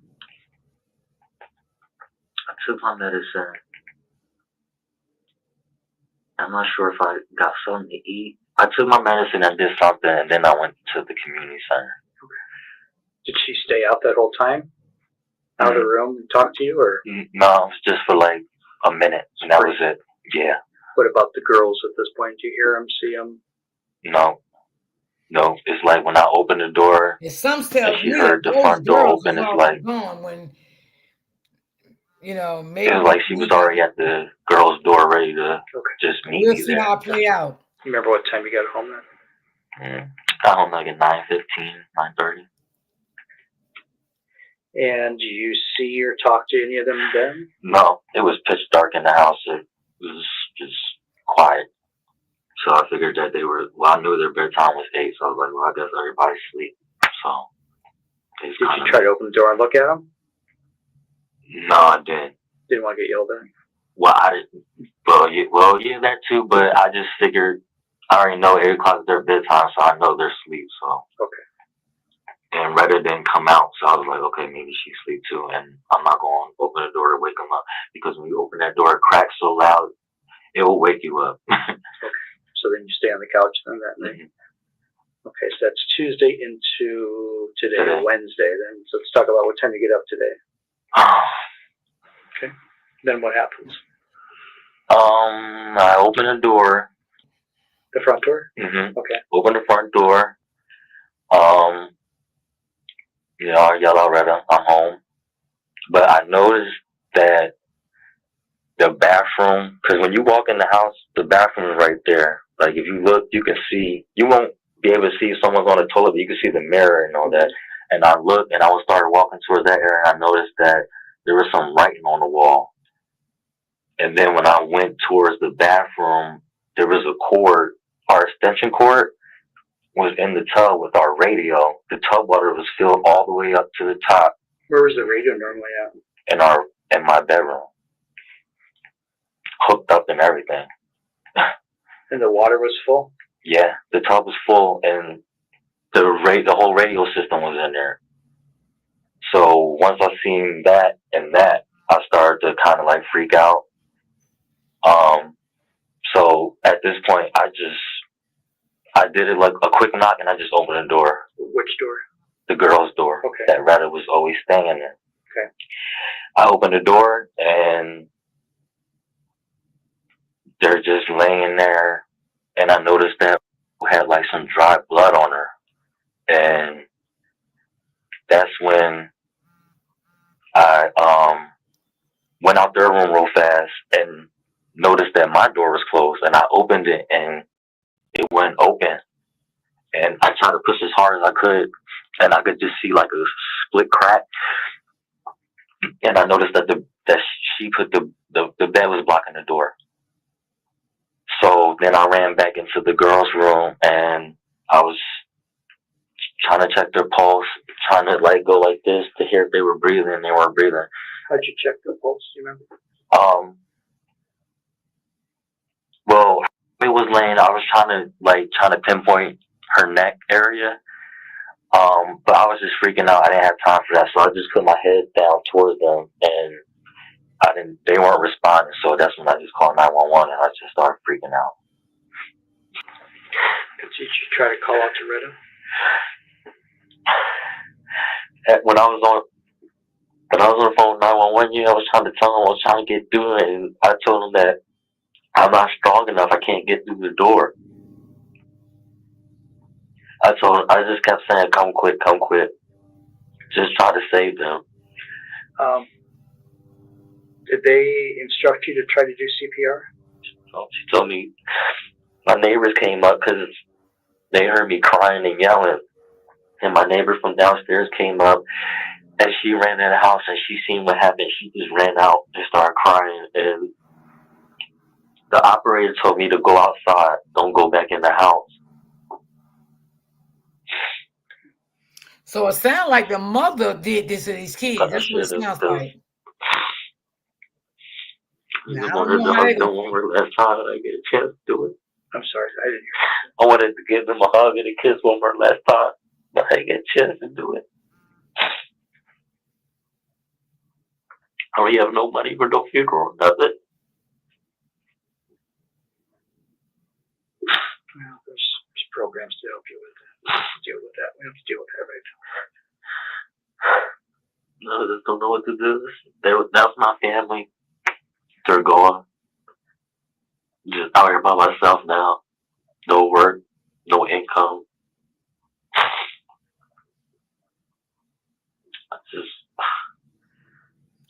Tell me what you think, Michael. What do you think happened? Honestly, I think Retta, I think Retta was lying, saying they had COVID because obviously I don't know what she did to them. I mean, I seen dried up blood. I was trying to check for marks and stuff, so I didn't see that. But I know a long time ago she said that she couldn't live without her kids. That would be the death of her. But I would never. I'm thinking that because it was getting ripped from her To go back to Keith. to go back to New Jersey, I think that she was just like, you know what? If I can't have her, then no one can. Wow. But I'm thinking, I'm like, what's that have to do with Royal? So what do you think happened? Only thing I can say with the girls is she unalived them. Maybe she overdosed them. Maybe she gave them like a lot and a lot and a lot and a lot. A lot of what? What do you think? Well, no, because Motrin I don't know if Motrin and melatonin would do that to someone. Well, kids, I don't know. And whatever she was using else. Why would you suspect overdosing? Because there was no sign, like, I didn't see any marks or anything. The blood that was on the wall, that wasn't from them. How do you know that? The blood on the wall, because it said something like "help me" or something like that. Oh, you mean the writing? There's writing. Yeah. Oh, okay. In which room? No, that's in the bathroom with the radio system. There's blood in the bathroom too. Yeah. Okay. And it's like how all this happened, and yeah, I've been gone, but throughout the day, like I said, I always come home and check. Right. And it's like, how was she able to do all that and then do what she did and then put the bed set against the door like that? What do you mean, do what she did? Write that help and then put the radio in the tub. Why do you think she did that? I don't know. Was there any writing in the But I mean, your so bedroom? far, I do believe the story. I couldn't even get in there. You always, the firefighters had to bring that big metal thing to break the door because she was right on the door. Did you see her after they opened the door? I seen her while I was in the cop car, and they were. I heard someone say she's still responsive. Take good care. But I did see her at her neck. Yeah. I mean, the way it sounds to me, it don't sound like he played a role in. When they were bringing her out from the apartment onto the stretcher into the ambulance, they had her like this, and she was like this, and I seen a little bit of her neck. What it looked like? It was like she tried to slice her neck. Did you see any other injuries on her? No. Now remember, Brittany, because you're the only one doing the comment here, so I'm gonna say you. Remember, Brittany, if you listen to the beginning, remember when she said that he sliced my neck? Remember she said remember when the guy asked her, who stabbed you in the stomach? Who sliced you on your neck? Who sliced you on your arm? And she said him. Remember that, Brittany? So now we're listening to the whole story. It sounds like she was doing it to herself. What do you think, Brittany? But it just doesn't make sense because I told her that just by Kevin, this wasn't the end. Like he wasn't going to just take her and now you're not going to see her till she's 18. Like I told her we could still fight for this because it's a good case, especially with you having a restraining order against them and everything. Brittany, maybe she's the narcissist, right? And trying to put it off on him, right? Because see, I've never seen this story, but I'm going back to the beginning, right, of what she was saying in the interview, and now I'm going off of what he's saying in the interview, right? And it's starting to make a little sense to me, because a narcissist will say another person is a narcissist, right? But it very could well have been her and not him. So we'll just see. I missed that part, D. Oh, you did? Damn. she made the comment that that was her life, and did she ever make threats to harm herself or the girls? No. Did she ever try anything like this in the past? Hold on. And yeah, she did tell me, this is before I met her. She said in 2001, 2001,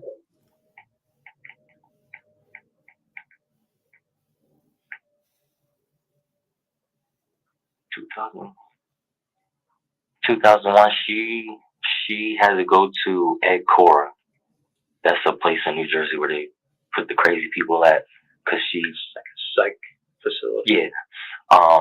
Because she did, she slit her wrist in the bathtub. And that's because something about her and her mom back in the day, they were fighting. But since I know Retta, she's always been, you know, the strong, tough guy.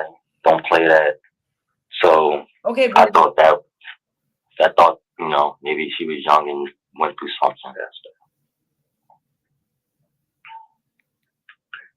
She never made any threats to harm herself. Me and her, we take marriage counseling. We've been with Zach for quite some time now. Yes, Brittany. Even my caseworker, Miss Marie, absolutely. She tried to check on me every week, and even sometimes when she's checking on me, she'll, even though it's against her work, but she'll even talk to Retta on the phone. And you touched the oldest daughter looking for a pulse? Or both daughters? I did both of them. I just dove in on them. And you didn't see Retta, so you didn't have a chance to look at you. But I just found it weird when I came home that all this stuff happened, and she was able to switch rooms and do that. So that's why I was just lost. Like, what happened while I was out just now? When you went in the room where the girls were, did you see anything else in there as unusual? Yeah, there were a lot of her family pictures on the floor. Whose family? Retta's? Man. That was kind of odd to me, because I'm like, what are her pictures all scattered on the floor for? Yeah, she said she has some mental issues. A lot of childhood trauma. No, that was the first thing I could pinpoint, was pictures of her mom and stuff like that. Right. When was the last time the two of you were intimate? That would be, I'll probably say, maybe 2-3 weeks ago. Oh, wow. Yeah. And how has the relationship been? I know you guys said you're doing counseling, but it was going good. She just wanted me to be that man that she knew I could be. She thought that I suffered from what she say? She thought I was bipolar, so she wanted me to try to get help for that. Or with Zach doing the marriage counseling, maybe she was like, well, if you don't listen to me, then maybe if you get a male figure who would tell you, then you might listen. Yeah. And she was right. It was working. There were some things that Zach was telling me about marriage and being a man and all that type of stuff. Brittany. Because when we got married 7 years ago, we didn't know what we were doing. We were young. I was 25. Yeah. So it was just, we did it to do it. Yeah. She ever physically abusive with you? One time, yeah. How long ago was that? 2015. So a while ago. Okay. Not now, though. She broke my nose because she caught me cheating. So, yeah. I see little.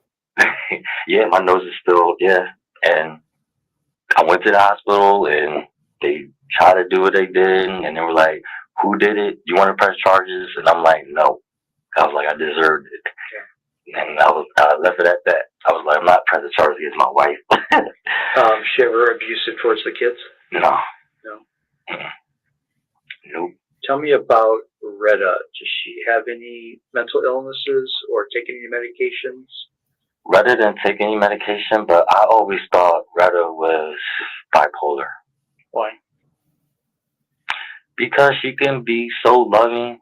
Well, this is just towards me. Like, she could love me so much, and then if I do something wrong, like if I left the toilet seat up or something like that, or just the smallest little thing, oh man, she'll blow up. She'll blow up. When you say blow up, how does she act? I mean, not like but like, come on, like, you know better. How many times I gotta tell you? Like, I know you're tired of hearing me tell you this, so why you keep doing it? Just like nagging stuff.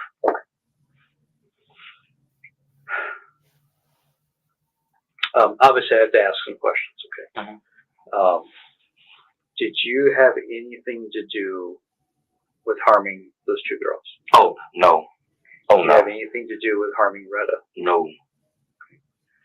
I think Retta harmed I have to ask. Right. And No, try to make that's it look like that's it's not Mary even. did it. That's not my Start on the character. inside and work our way out, right? Yeah, that's not my character. Nope, not at all.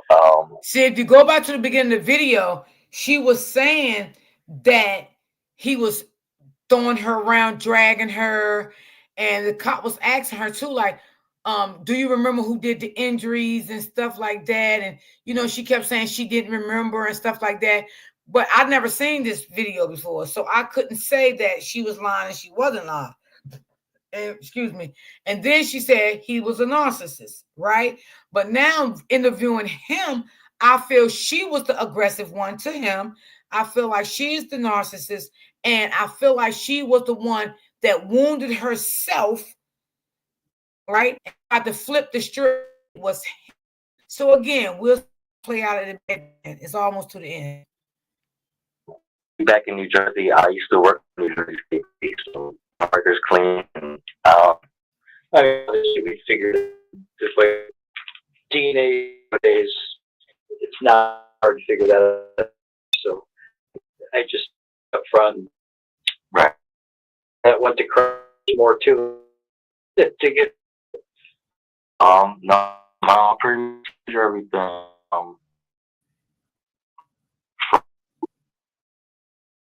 But today, that's how it's been. Find out that she's hiding that. How are you? I have a lot in my heart. My grandfather just passed. Now my whole family that I brung over here, they're gone. I don't have anybody. I don't even know what to do. I have no income. I don't know how I'm going to even stay there at that apartment now, knowing that they were in there. Like, that's just staying in that apartment is going to haunt me. And then I have to try to figure out now, what am I going to do? Because I can't go back to New Jersey. There's nothing there. So it's like, I'm trying to figure out, I've been saying this to myself all night, what's the purpose of life? And what's my purpose? Because right now, I don't have a purpose. My family's gone. Oh, wow. That's sad. Love yourself. Yeah, but what good am I to... I'm not... I feel like I failed my daughter. I feel like I was supposed to protect them, and I didn't. And I'm just trying to stay strong, but my heart is very shattered. I'm sorry to go through this. And then I know once her family finds out, they're going to be calling me. They might want to even come out here, so it's just a lot. I don't know who's going to even tell Kevin. He's supposed to be picking up Aaliyah. He doesn't even know what happened. You don't know his number, do you? Yeah, his number was right there on the kitchen counter because Retta tried to call him twice so Aaliyah could speak to him just to see when he was going to come. And those 2 times he never picked up the phone. So Retta was just like, I guess he'll just call me when he's about to come out here. But she was like, she wasn't going to reach out to him no more.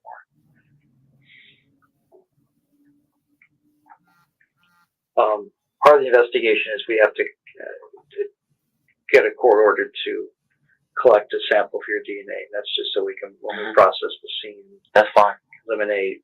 We can say it's DNA found. We can say it's you, or you know.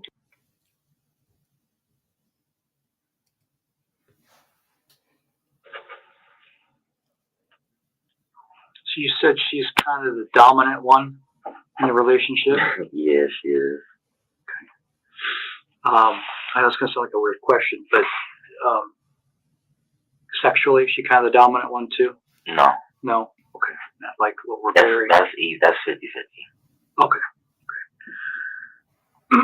You said you saw "Help Me" written. Where did you say you saw that? That was in the bathroom. Okay. Did you say there was something written in the kids' room on the walls? No, I didn't look on the walls in their room. Only thing. I thought you said you saw something written in blood. That was in the bathroom. In the bathroom. Better, yeah, that Maybe I helped me. misunderstood you. Only thing I found in the kids' room was the pictures on the floor. Okay. Maybe I misunderstood you. So you said it was almost 20 years ago that she told you she tried to harm herself? Yeah. And no threats of it since? Nope. No signs, no indications, no. Well, she Not did even a this little time seed, like because just she a knows she little wanted them seed, two mustard girls. seed of a thought. I would never. She was trying to take her own life. Nope.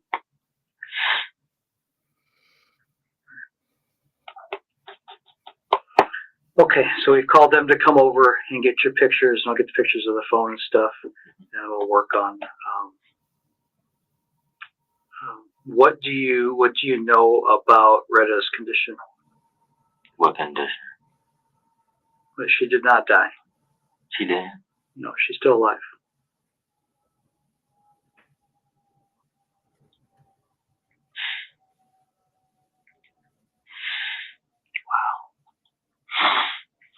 I thought she was gone.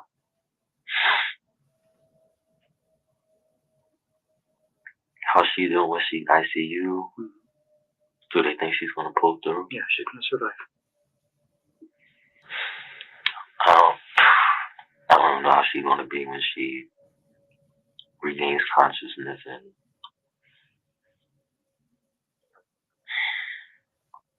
how does that make you feel? I feel very happy about that. But even though everything's leading to the fact that she injured those two girls? Well, I can't say that for a fact because I don't know yet. I'm thinking that's what could have happened, but I mean, I don't know yet for a fact that she harmed them. I mean, they could have passed from COVID. I don't know if they had it. I'm not sure, but I mean, I'm happy that she's gonna pull through, but at the same time, it doesn't bring my babies back.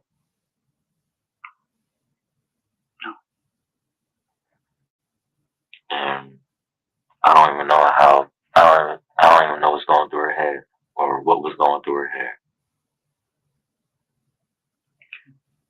Might not even. I don't know. She might not even want to say anything about it, or she might open up to it. Who knows? But Exactly, Brittany. That's exactly what I think she's doing. She's spinning the narrative on this man. I He got to still watch don't know what he why said too, because he don't want to indicate she did what himself. she did. You know, when the cops ask him, "How do you feel about?" So that's how do you feel about her? You know what I'm saying? That she survived. You know, a bitch like me, I would say, "Shit, honey, you killed my damn child. I wouldn't have gave a damn." the end of his police interview. Retta, after the failed electrocution attempt, drugged her daughters and they died of an overdose. She was sentenced to 2 life terms in prison. However, earlier this year, in 2025, she was found unalive in her own cell. Wow. She took her own life. Comment, tell me what you think. Did you know that you can have permanent teeth in just 20? Wow. So he got off.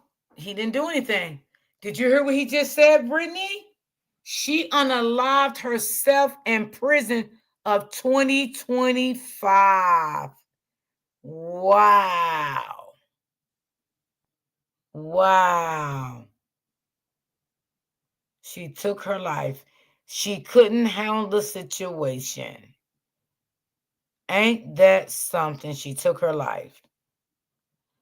Well, y'all, this story right here, I'm going to do tomorrow because it's a long story here.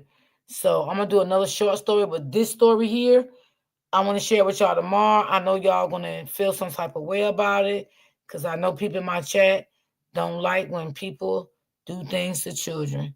So I'm going to share another quick one, and then I'm going to get up off of here. Oh, damn. So she did it? Yes, she did it. She did do it. But in the beginning, I was confused because I thought he had did it because she was like, oh, yeah, he's a narcissist, and I want him to get away from me. And the best thing you can do to me, detective, is help me to get away from him. She was saying all this crazy shit, right? So she was telling her side of the story because he never told his side. But when I started listening to his side, I'm like, okay, his side make more sense than her. You know, he had alibis for everywhere he went that day. He came home. She wouldn't let him in the room. He said he never heard the kids' voices anymore. When he tried to get in the room, she would curse him out. She would put the bed to the door. So everything started adding up that she did do those to those children. Yep. Yeah. Because I really thought he had did it. Woo. But, you know, I always tell you, y'all know how narcissists can spin the narrative. You know what I'm saying? Oh, he's a narcissist. She's a narcissist. But come to find out who was the narcissist. It was her. It was her. Yep. Mm-hmm. All right, we're going to do this one. And then the other one I got for tomorrow, I'm going to say that for tomorrow, y'all. Because that may be a long one. I'm kind of figuring like that's a long one. Exactly, Brittany, she can handle that guilt. That guilt probably was, hold on, let me get that guilt was eating her butt up. Yesterday was our baby daddy's birthday, Thomas. It was his birthday. Do you know if they were drinking or anything? I just know they were smoking. Smoking weed? Yeah, because I smoked with him yesterday, and while he opened up his gifts, and they were sitting there on the couch. On March the 30th, 2023, police responded to a tragic homicide involving a young mother pursuing Jeffrey. This was in St. Petersburg, Florida. In their home, the child, Taylon Mosley, also disappeared. The investigation began when Pashun's family grew concerned after being unable to reach her. The apartment complex manager was asked to conduct a welfare check and upon entry discovered Pashun's body deceased in the bathroom. The St. Petersburg Fire and Rescue arrived and pronounced her dead at 2:44 p.m. She had over 100 wounds on her body. Wow. Ooh, Blood trails were located north of the stairwell leading to the apartment. The doorframe had blood along the bottom left corner. There were bloody footprints located directly in the front of the apartment door. So, police then went and spoke to several witnesses. One stated, after knocking on the door and not getting an answer, he used the spare office key to open the door. The maintenance man, Armando Disquez, when he opened the door, he could see that there was blood all over the place. He tried not to step on the blood because there was so much of it and lots of shoe prints in the blood. He called out someone's name, but he did not hear anyone. He checked the bedroom because he knew Pashun had a child. He pushed open the bathroom door and saw a female. He could tell she was dead because he'd been doing this job for many years at different locations, and he had found over 40 dead people in their apartments, but none like this crime scene. He said that most bodies he had found were older people and looked like they had died of old age. Once he saw the female, he walked out and called the police. He noticed the victim's pants were pulled down to her ankles and her top was pulled up above her chest, exposing her breast. He also said that a tenant from the first floor heard fighting and yelling and a baby crying. Oh no. Yo, cuando entré, vi la sangre y los footprints. So I walked around them and I took my finger and when I pushed the bathroom window of the bathroom door open, that's when I saw her on the ground. Did you hear a child? No, I tried to look for the kid. I tried to do a quick look through the bedroom and behind the sofa. So you didn't get to do anything, right? Okay. The girl from downstairs said, Was the front door open or did you open it? No, I opened it. You had to open it with a key? I put the key in and turned it. Now, if it was open, I don't know because I was so. But I didn't realize that I put my hand on the doorknob, and the doorknob is full of blood. Okay. Yeah, we still. So once police arrived, they inquired at the local hospitals. They checked to see if a Thomas Mosley was admitted for wounds. This was Thomas's apartment. Pashun was Thomas's girlfriend. Talon was Thomas's son. They checked with registration and confirmed that he was indeed at a hospital. At the time, he was undergoing surgery. Police were informed the nurse overheard statements of concern between Thomas and a woman she thought to be his mother. She overheard the mother saying to Mosley that they need to find someone. Of course, she was referring to the child because the child is missing. At this point, nobody knows where the child is. The child's mother, Pashun, is dead in the apartment and his father is in hospital. Police then spoke directly with Thomas's mother, Renee Mosley. She advised she had not seen her grandchild in over a week. If her grandchild, Talon, was not with the mother, he might be in daycare. So police then went to the daycare. This is where they met Desiree Rents. Rents stated she operates a daycare from her apartment and has up to 5 children daily. The last time she saw Pashun and Talon was on the 24th of March. Rents advised the child was dropped off at 7:30 a.m. and collected by his mother and her cousin. On the days they did not show, she would contact the mother, Pashun, questioning why the child was never dropped off for daycare. Pashun replied with text messages stating the child was not feeling well and would be seeing a doctor. Rents had not heard anything from the mother or the child since. Police then spoke with Denson. She is Pashun's mother. She advised that she had not heard from her daughter since last night. The family was at the apartment the day before celebrating Thomas's birthday. Pashun was supposed to bring Talon to her residence that morning for her and her other daughter to babysit while she went to work. Pashun did not bring Talon over, which alarmed her, and she could not get in contact with her. She then went to Thomas's parents, and the family did not see her or the baby. When asked if they spoke to Thomas, his parents informed her that he went to the hospital for a large cut on his arm. Denson did tell police Pashun and Thomas had been together on and off since high school. I just heard Bessie and the baby yesterday at 5. My name is Cecilia. I'm a mom of 2 girls, a psychologist, and I choose to transform my PBC treatment journey with. That she was trying to buy Thomas something for his birthday. Yesterday was our baby daddy's birthday, Thomas. It was his birthday. Do you know if they were drinking or anything? I just know they were smoking. Smoking weed? Yeah, because I smoked with him yesterday, and while he opened up his gifts, and they was sitting there on the couch. Yeah. And then we was eating ice cream and stuff. Then I said, okay, I'm finna go because Trenton had to run track. He got to call your dad back because he worried. I've been had him on alert looking for them. So, Brittany, what you think? Do you think someone came in the house maybe and they knew the father and the mother, unalived them, and took the child? Possibility. But it could have been maybe someone they knew. I don't know. I'm just saying. Now, when police spoke with the doctors at the hospital again, nursing staff escorted them to the second floor operating room. This is where they met with the manager of the hospital, Dr. Fink. He told them Thomas is under a Baker Act. He was having bilateral hand surgery. Thomas, at that time, was intubated and fully sedated. Now, police then went back to the station. They spoke to a man called Mr. Golden. He told police that he was walking down a lake and he may have started seeing things, but he just saw an alligator carrying a baby in his mouth in the lake. What? Officers were able to respond quickly and found the alligator, which was carrying a body of a small child. The alligator was euthanized and the body was retrieved. The body was identified as that of Talon Mosley. The boy's. Wait a minute. Wait.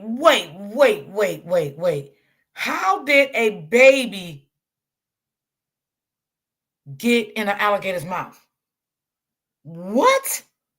Now, wait a minute. I ain't the detective here now. Let me just try to piece this shit together. Did someone come in the house, unalive the mother, unalive the father, and the baby got away and ran and could have went down by the lake and the alligator came in contact with the baby? Or did the mother or the father do this? I'm just saying, y'all. I'm just saying, because I don't know. Okay? But we're going to finish listening to it. Because this is crazy. Yes, Brittany. Yes. An alligator. Let's finish listening. His limbs were missing. There appeared to be multiple superficial wounds caused by the teeth of the animal. And when police looked at more evidence, they knew Thomas was at that lake the day before. And because of this, they charged him with the murder of Pashun and Taylor. Now, I've seen the crime images of the boy's body. It is sickening. His limbs are missing. He's got chunks of his forehead missing as well. Oh! I don't know what Thomas did to him, but these are the worst crime images I have ever seen. Now you might think, what caused this silly sausage to do something so heinous? Well, I managed to get some of his psych evaluations. Let me go through them, because of course, there must be an explanation on why someone would be this sick. So, the doctors examining Thomas said as a child, he was identified as having some difficulties with reading and letters and spelling. His processing speed was just consistently slow. He actually appeared more depressed and was taking his medication, but still was having difficulty as he was getting older. Specifically, the depression, slow motor functioning, slow verbal responses, being distractible. When he spoke to the doctors after this crime, he told them that he was hearing voices and he was seeing blood. Voices were telling him to cause harm. Now, the state used a psychologist called Dr. Jones. She testified that she met with Thomas the day after he was admitted. She recognized he had unspecified mood disorder and cannabis use disorder. Thomas was on psychotropic medications for mood and psychosis, as well as medication for anxiety and depression, and that he remained compliant on the same medications during his stay. They also gave him trazodone for sleep after he reported difficulty going to bed. Dr. Jones stated that Thomas's self-reported hallucinations were atypical because they were fairly continuous and severe. She reported he had poor cooperation and made no attempt to respond to even basic questions like, what does a judge do? Do you know who your attorneys are? When Dr. Jones asked him about the charges against him, he could not recall. Then recalled one of the charges and told her he would have to call his public defender to see what the charges are. He told her he had been on probation but did not know the difference between a misdemeanor and a felony. Now, based on the atypical hallucinations and poor cooperation, Dr. Jones suspected malingering, as in he was faking his symptoms. So she administered a true and false statement document, which tests if a patient is lying and faking their symptoms. She stated Thomas scored a 39. And this score indicated he was feigning, exaggerating, or guessing his symptoms. After evaluating him further, Dr. Jones diagnosed him with unspecified mood disorder and malingering. She stated his depressed mood, reported history of agitation, and atypical hallucinations, poor cooperation and effort, inconsistencies between claimed distress or symptoms, deceitfulness, and given the inconsistencies in everything he was saying, Dr. Jones found Thomas competent to stand trial, which is kind of weird because only a madman would do what he did. So the defense presented Dr. Ryan Hall. He was a psychiatrist. He met with Thomas and diagnosed him with psychosis. He stated that Thomas was very depressed. He had trouble making eye contact. His responses were minimal and slow. He had issues with sleep, but his appetite was good. He noted that Thomas was difficult to understand with a flat effect, and that flat effect is a symptom of schizophrenia, depression, and some medications. But in this case, it was more likely due to his mental health. He diagnosed Thomas with a major depressive disorder based on sleep changes, his lack of interest, motivation, apathy, and self-esteem. The doctor was concerned, but found his capacity to appreciate the charges acceptable. He felt Thomas's ability to understand the range of possible penalties was low. To Dr. Hall, Thomas did not understand the mitigating and aggravating factors and seemed to think death penalty was only optional. Thomas saw death as a good thing, and he was confused about death row, believing that death row was a separate location than prison. Dr. Hall felt that Thomas's capacity to understand the entire process was unacceptable because he did not understand the concept of different attorneys paid by the government. The doctor felt there still might have been some delusional element, that a delusion is a false, fixed, idiosyncratic idea, but there's also magical thinking. The doctor said Thomas's significant depression interfered with his capacity to speak to his attorneys. Whenever he asked Thomas a question, Thomas didn't always answer. And Dr. Hall explained that you need to have 5 symptoms or more for for depression. This would include sleepless issues, loss of interest, self-esteem issues, or pathological guilt. There's also decreased energy, concentration problems, issues with appetite, and weight changes. Therefore, he disagreed with Dr. Jones's diagnosis of malingering. So, after conducting competency hearings and considering all relevant testimony and evidence, the court found Thomas not competent to stand trial. This was the conclusion in June 2024. The case is still ongoing. Now, what prompted me to make this so this is story new. was you got this beautiful boy, Talon, right? And how many people know his story? How many people know what happened to him? I don't know what justice is in this case.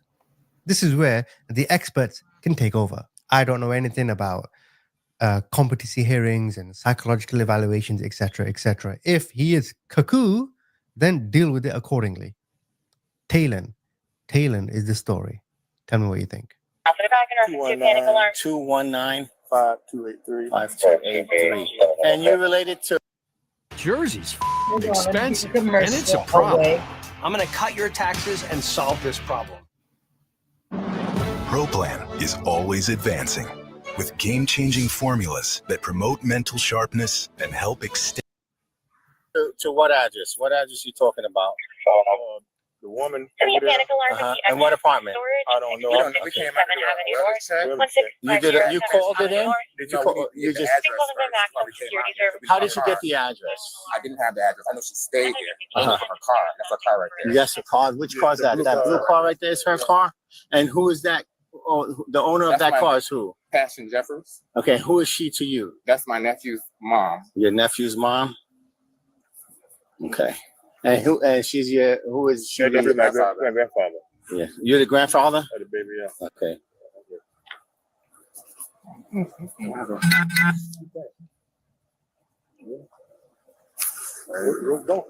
60 Charlie. I'm 1012 with the grandfather of the baby. And where's the baby at now? You know? Is he up there? I don't know. Okay, they're in there now, so they'll let us know.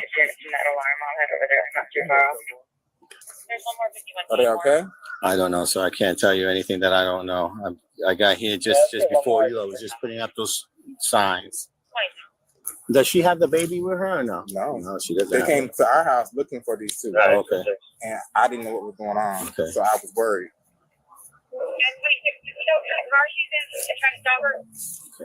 Thank you.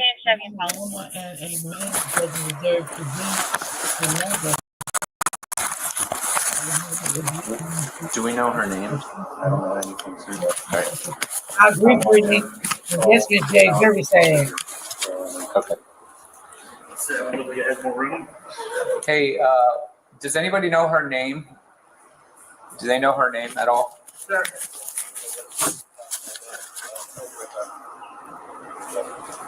Six one Charlie, copy a tag. He's getting all the information right now. It's on the way. Quebec Delta. On November 25th, 2012, at 5 p.m., Cleveland police received a call from Camelia Terry. She stated that her 3-year-old son, Emiliano, was missing. Cleveland police officer Robert Mangan and his partner, Kevin Walker, immediately responded to the scene. They arrived within minutes. Upon arrival, Robert observed Camelia standing in the park with 2 small children, later identified as her 2 other sons. The officers asked Camelia for any additional details that might assist them in their search for Emiliano. Camelia told the detectives that after approximately 15 minutes of playing, she noticed Emiliano was missing. The detectives then walked the route Camelia used as she walked to the park that afternoon, before returning back to Camelia's apartment. Cleveland Police Commander Dion McCauley and his deputy Calvin Williams instructed the detectives to take Camelia and her children back to the 4th District. Wait a minute, y'all. The other story says The this, FBI man. actually got involved. You had Special Agent Joseph Callahan. He testified that the FBI became involved in November 2012. He testified that he had a conversation with Camelia while he was at her apartment building.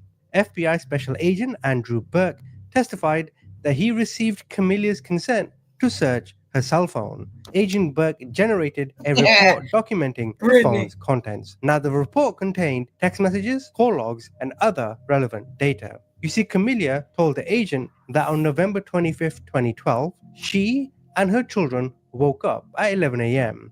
but stayed home until around 4 p.m. Now, the data that was extracted from the phone, however, placed her near Tower City, which is downtown Cleveland, around 2 p.m. So if you're telling the police that you were home till 4 p.m., but your phone suggests you were out and about at 2 p.m., someone is telling porkies, aren't they, love? And after being confronted with this information, Camellia then stated that she had lunch with her children at the McDonald's in Tower City. She further stated they rode a bus downtown at 1 p.m. Now, the next day, on November 26th, that same agent, Agent Burke, he received a still photo from a local business external surveillance video. This video shows Camellia was pushing a stroller past that building. She was also accompanied by her sons, but the video did not show that Emiliano was with them. So what happened to him? Another agent, Agent Fragmelli, he testified about his interview with Camilla. He said that he asked her for more information regarding Emiliano's disappearance.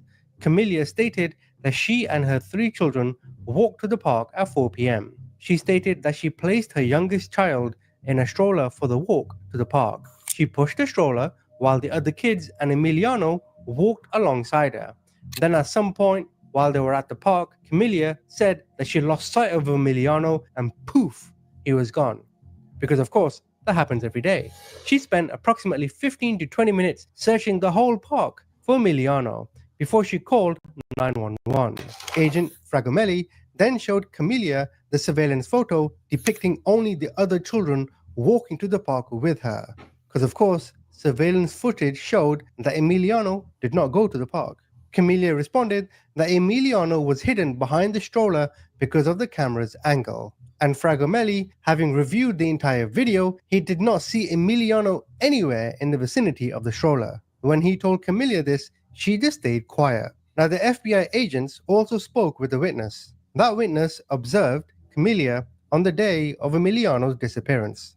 That witness said that they had only seen Camilla and the other kids walking to the park, and Emiliano was not there. Camellia replied that the witness must have something against her. The FBI also showed her a computer printout of an internet posting dated on November 21st.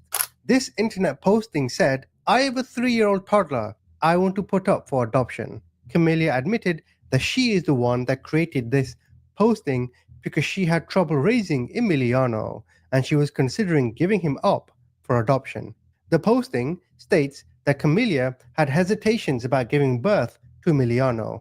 She had difficulty dealing with Emiliano's problems, and Emiliano's father was not present to assist in raising the child. The agent then asked her if she could take them to Emiliano's whereabouts. Camellia responded that she did not appreciate the agent's implication that she knows where he is and said, "Let me get out of this room." While that interview was going on, police were at the park searching for Emiliano and at Camelia's house looking for clues.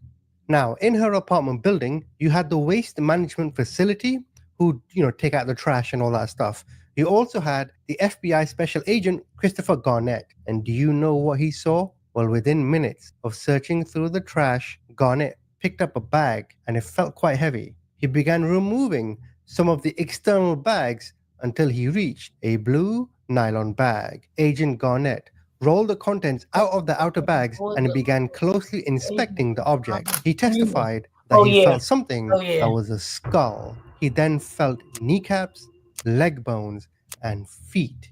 Agent Garnett smelled the stench of decomposition once he cut open the bags. He further testified that Emiliano's body was wrapped in approximately 7 different plastic bags, including bags from the children's place and from Target. Once the agents determined that they had found a body, they contacted the Cleveland police and the medical examiner's office. The FBI agents at the waste management facility relayed this information, and their discovery of Emiliano's body to the other law enforcement officers who at the time were interviewing Camellia. Agent Fragamelli, who was interviewing her, informed her, "We found his body." He told her that his body had been recovered from a garbage truck that collected trash from her apartment building. Fragamelli said this is when Camelia began to cry and stated she did not intentionally take her son's life. She stated that her other kids and Emiliano went to sleep. They all slept on the same bed the night before, November 23rd. She then woke up on the morning of November 24th and Emiliano was dead. She did not know how it happened, but Emiliano just stopped breathing. She walked around the apartment for a number of hours, became scared that others would blame her for Emiliano's death, and decided to dispose of Emiliano's body. Camelia told Fragamelli that she wrapped his body in trash bags. She also used the Children's Place shopping bag and placed it in the dumpster by her apartment building. When asked if there were any injuries on Emiliano that she could explain, she said that Emiliano had sustained a head injury the day before when the other kids pushed him from behind, causing Emiliano to strike his head on a car seat. She stated that Emiliano's head began bleeding and she cleaned up the wound. Camelia then wiped the blood off the car seat. But of course, it seems Camelia is telling a whole bunch of porkies. So, the best way to identify what happened is the forensic pathologist. This was Andrea Wiens. She performed the autopsy. She testified that Emiliano was small for his age. His height and weight measurements were below the 5th percentile for his age. Her examination revealed that he had multiple skull fractures, subgleal hematomas, and lacerations and contusions to his head. He had intramuscular bruising on the back of his shoulder blades and on the back of his right arm and a laceration to his liver. Dr. Wiens testified that the laceration to his liver almost tore the liver in half and was caused by severe force to his abdomen. He also had fractures in his left and right ribs, some of which had been sustained at the time prior to Emiliano's death. She predicted that the old rib fractures occurred sometime during the months preceding Emiliano's death. The remaining described injuries were all inflicted while Emiliano was alive and near the time of his death. She went on to say that based on the degree of decomposition, Emiliano had been dead for approximately 5 to 7 days prior to the time his body was discovered. She testified that the cause of Emiliano's death was blunt impacts to the head, torso, and extremities, with skeletal soft tissue and visceral injuries. The manner of his death was ruled a homicide. You also had Curtis Jones. He was the supervisor of the county medical examiner's office. He testified about the evidence obtained in Camille's apartment. He said that in several locations of her apartment, there was blood everywhere. On the radiator, in the living room, on the wall, in the front bedroom, and in the sink. They also found a pair of boots, which also had blood on it. He categorized the blood stains on the radiator as blood spatter. He did not find any indication of blood on the car seat in Camille's car. And that's important because she claimed that his head impacted the car seat. You also had Lisa Moore, a forensic scientist employed with the county medical office. She testified that the samples taken from the knot area of the outer bags used to dispose Emiliano's body matched Camille's DNA. She testified that the blood samples collected from the knot area of the bindings around Emiliano's waist and Camille's boots and the baseboard in the bedroom all matched Emiliano's DNA. Furthermore, police detective Joselito Sandoval testified that he went to the waste management facility with the FBI. He observed trash bags that were opened, partially exposing the right side of Emiliano's face. He viewed 3 pieces of mail surrounding the body, Rebecca. 2 of which were addressed to Camelia and 1 letter in Emiliano's name. He was the one that conducted the search of her apartment, and during the search, he found a letter. This letter was from the First Call for Help Community Resources Adoption Network in Cleveland. He also found It's sad that people do kids like that. If you don't want them, just take them somewhere and give them up. But she don't have to do all a of that. Tower City McDonald's receipt. He found a HP laptop, 2 USB drives, and 3 cell phones belonging to Camelia. He testified that Camelia had conducted internet searches, and these searches were on child adoption services around the time of Emiliano's death. so it's pretty clear she was just trying to get rid of him.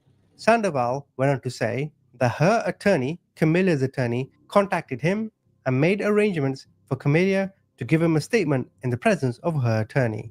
So in October, he interviewed her. During the interview, Camilla implicated that there was a man by the name of Red. He's the one that caused Emiliano's death. She claimed that sometime before Emiliano died, this man, Red, attacked her and sexually assaulted her in the apartment. She said that Red attacked her in front of the other kids and Emiliano.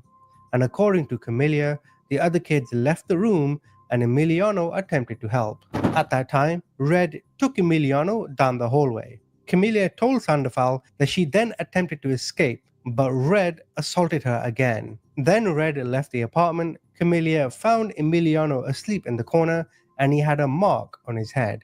She told Sandoval that Red told her not to implicate him or he would take her life and her kid's life. So then, on Thanksgiving 2012, Camilla came back to her apartment to find Red sitting in the living room with the kids and Emiliano. Red then took Camilla's phone and chased her into the bedroom. He was dressed in all black and he wore white gloves. He then pushed her down onto the bed and inserted a needle into her arm. This caused her to lose consciousness and remove her clothes. When Camilla woke up, she found Emiliano in a closet, bloody and with a note pinned to his chest, stating that if you try to find me, I'm going to take your child's life. Camilla then told Sandoval that she removed Emiliano's dead body from the closet, placed it in trash bags, and placed the bags containing his body in the dumpster behind her apartment building. This to me is dumb as fuck. Why, if you're assaulted, are you just gonna bury the body? The first thing you do is go to police. That's what anyone would do. Now, after her statement to Sandoval, he began to investigate her claims, and she identified Red as a man named Lamar. This Lamar testified in trial. He did say his nickname is Red. He admitted to criminal record, including robbery and assault. Lamar said that he met Camilla in 2011 and he went to her apartment on 2 occasions. The first occasion, Lamar was accompanied by his cousin. The 2 men visited Camilla for about 30 minutes. On the second occasion, Camilla invited Lamar back to her apartment, at which time the 2 had consensual sex. Lamar did not see Camilla's children during the visit to her apartment. He testified that he did not do anything or cause any physical harm on Camilla or the children. In fact, he never knew them, he did not meet them, he had no contact with Emiliano, and he was not involved with Emiliano's death.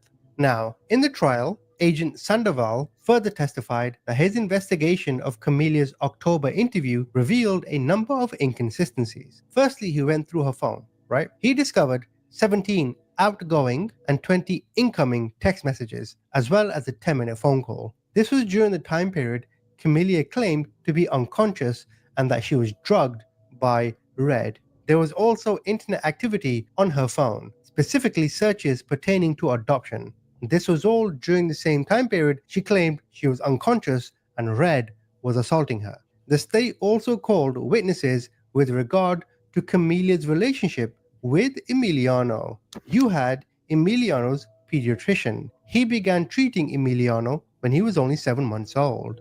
He claimed Emiliano was underweight and his weight continued to drop further down the growth chart. The doctor further testified that Camilla never raised any concerns about Emiliano's behavior or childhood development. You also had April Shepard. She was a licensed social worker and consultant at the Positive Education Program. This is a group that provides support to children. Shepard testified that Emiliano and Camilla were 2 of her clients. She said that Emiliano went to her in May 2012 because Camilla was concerned that Emiliano suffered from physical and communication delays. Shepard further testified that Camilla claimed to be overwhelmed with his behavior and that Emiliano would not listen to her and that Emiliano was defiant that if Camilla asked him to do something, he wouldn't do it. Well, of course he wouldn't. That's what kids do. They don't listen. Shepard stated that Camilla desired to obtain parenting skills from the program. But Shepard had concerns about Camilla. Specifically, she was concerned about Camilla's ability to bond with Emiliano. Shepard eventually contacted the Department of Children and Family Services after she was aware that one of Emiliano's doctors was seeking to contact Camelia. You also had Letaria Foster. She testified she had been a foster parent for 17 years. Exactly, She said Brittany. Camelia moved to Mississippi for a period of time guilty. and later returned to Ohio. Camelia then gave birth to Emiliano. Letaria continued to assist Camelia with day-to-day tasks, including buying and delivering food and providing transport. But Letaria became concerned about Emiliano because he would cry whenever Camelia picked him up from her care. Letaria testified that Camelia stated that Emiliano always cried and he was spoiled. She described Emiliano as just a normal baby that liked to eat a lot. She said that during the middle of 2012, she had a series of conversations with Camelia pertaining to Emiliano. And during one of the conversations, Camelia seemed really frustrated, and she kept calling Emiliano as the bad one, as in the bad one of all her children. Letaria then made arrangements for her daughter to take care of Emiliano. This was August 2012. During this time, Letaria testified she noticed Emiliano was beginning to talk. He was learning his ABCs, enjoyed music. Letaria further testified that Camelia felt pressured to have Emiliano live with her, and that Camelia had not bonded with Emiliano. Slowly, Letaria lost contact with Camelia after Emiliano was returned to her at the end of August 2012. We also had Julia Shelvin. She testified that she and Camelia were best friends in high school, and she stated that about 2 weeks prior to Thanksgiving in 2012, Camelia told her she was thinking of giving up Emiliano for adoption because he was just behaviorally very bad. She called Julia after Emiliano went missing, asking if she could assist in the search. Julia testified that Camelia seemed worried, but she wasn't crying. Julia posted notices pertaining to Emiliano's disappearance on Facebook and Instagram. You also had Latricia Harrison. She testified that her fiance is the father of Camelia's youngest son. Camelia lived with them for approximately a month in 2012 when she was pregnant and assisted her in obtaining food stamps and welfare payments. Latricia testified that Emiliano did not exhibit notable behavioral issues, but she did describe the child as very fragile and 2 or 3 times smaller than her own sons of the same age. Latricia stated that on one occasion, she and Camelia caught Harrison's son, Emiliano, and the other kids drinking water out of toilet. Camelia proceeded to use a belt on Emiliano and the other kids. Latricia testified that both she and her fiance were concerned about Camelia's discipline style and asked her to move out. So, at the end of the state's case, Camelia moved for an acquittal, which the trial denied. Camelia rested without offering any evidence. Defense counsel requested a jury instruction on reckless homicide, a lesser included offense to aggravated murder. And after a quick deliberation, the jury found Camelia Terry guilty of purposely taking the life of 3-year-old Emiliano. But they did not find her guilty of planning the murder. The jury found her guilty on 9 of 10 counts. This was aggravated murder, felonious assault, endangering children, tampering with evidence, and gross abuse of a corpse. She showed no reaction to the verdicts and was sentenced to 31 years in prison. Good. She cut his limbs off. And there's only one thing to say. Bro, what the fuck? Yo, y'all, ain't he funny? She's an unfit parent. Very unfit, y'all. Okay. Very unfit. Y'all, I love when we heard the screams in the parking lot. I love when he cursed. He is so funny. He said, "What the fuck?" Yeah, that's horrible, y'all. Yes, he is funny, D. Yes, he is. He is funny. But yeah, that's it for today, y'all. No more stories for today. I got one story for tomorrow. I got to work on 2 more stories for tomorrow. Yeah, I got one already lined up for tomorrow, but I'm going to look for one more because I have 2, I think, lined up for tomorrow. So yeah, I hope everybody enjoyed the stories. These are real, true life stories that's going on out here in the real world. There's no sugarcoating these stories. These are real stories. We have so much crime is going on out here in the world today with kids, adults, families. It's just shame. And it seems like it's more every single day that the mother or the father or the grandmothers now is unaliving the children. It's getting more popular every single day. Every single day now. And it's just sad. And y'all, to be honest, we can tell that we are living in the last days. We really are. A lot of people may not like talking about it. A lot of people may not want to ever admit to it. But it is what it is. Okay? God said at the end of our days, everything was going to happen. And it is. Family was going to turn on family. Friends was going to turn on friends. It was not going to be no more trust, no more loyalty. Sometimes you may not be able to find food, bread, milk, water. You may not be able to pay your rent. I mean, these real things is happening right here in real life every single day.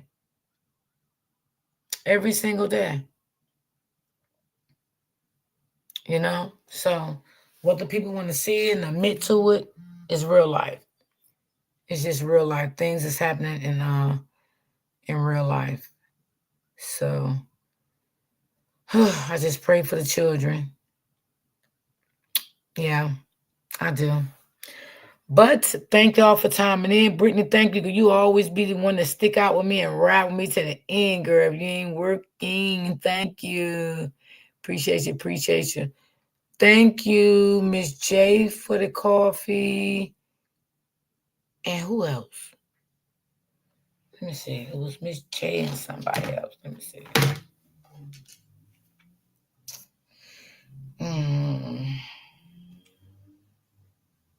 Let's see. Oh, and my friend Miss Donald. Yes, thank y'all so much. That really helps supports my channel. It really do. And I appreciate it. I really, really appreciate it. I thank y'all so much. Yeah, I appreciate all the love and support that I get. So yeah, this is sad, y'all. It's sad out here. I mean, if you don't want your kids, take them to the police station, to the hospital, to the fire department, to a store, anywhere. Just don't do that to the kids. Like, don't do that. That's weird. It's crazy. I mean, I don't know why people do it. I think some people deal with a lot of mental issues, childhood trauma, a lot of people, and they can't accept certain things, So this is the way they act out. Instead of going to get the proper help that they need so they don't have to, harm their children. They definitely won't do that at all. They won't do it. Children are no longer Miss J, yes. So ain't like there ain't no protection out here. I remember years ago kids was off limits. It seemed like they not off limits no more at all. With all the abuse. And I can just imagine, like, oh my God, like, oh. How those kids screaming. When they scream, it's like they pleading for their life, but their mom is unaliving them. Their dad is doing to them. Their grandparents is doing to them. Like, I couldn't imagine it. It's very heartbreaking. So be careful who keep the kids, who be around your kids. When you start seeing red flags in the father, question your child if they can talk. Question your child. Always make your child feel comfortable. They can come and talk to you about anything at any time. Because when you yell and scream at a child, 9 times out of 10, if something is going wrong with that child, with the dad or the mother, whoever got custody, the child's not going to feel comfortable talking to you. So what the child's going to happen, the child going to keep enduring the abuse because they're going to feel like they have no one to talk to because you yell and you scream at them and you never made the child feel comfortable as though they can come to you and talk to you about anything that they want to talk to you about. So be careful how you scream and yell at your children, scream and yell at your grandkids or your nieces and nephews or whoever. Just be careful how you do that, you know? So that's all I have to say for today, y'all. I love everybody. Thank you so much for everybody coming through, timing in to my stories. I appreciate y'all so much from the bottom of my heart. It's not a lot of people, but I appreciate that who comes. That makes me feel good. It makes me feel loved, and I feel blessed. So I'll say I want to thank y'all, whoever come through every single day. And if you don't come through every day, I still see you when you can. So, I want to say thank y'all. You have a good day too, Brittany. So I want y'all to have a good day. Finish enjoying the rest of your day. I want y'all to stay prayed up. And I want y'all to always remember to keep God first. I love you guys, and I will see you guys tomorrow. Peace and love.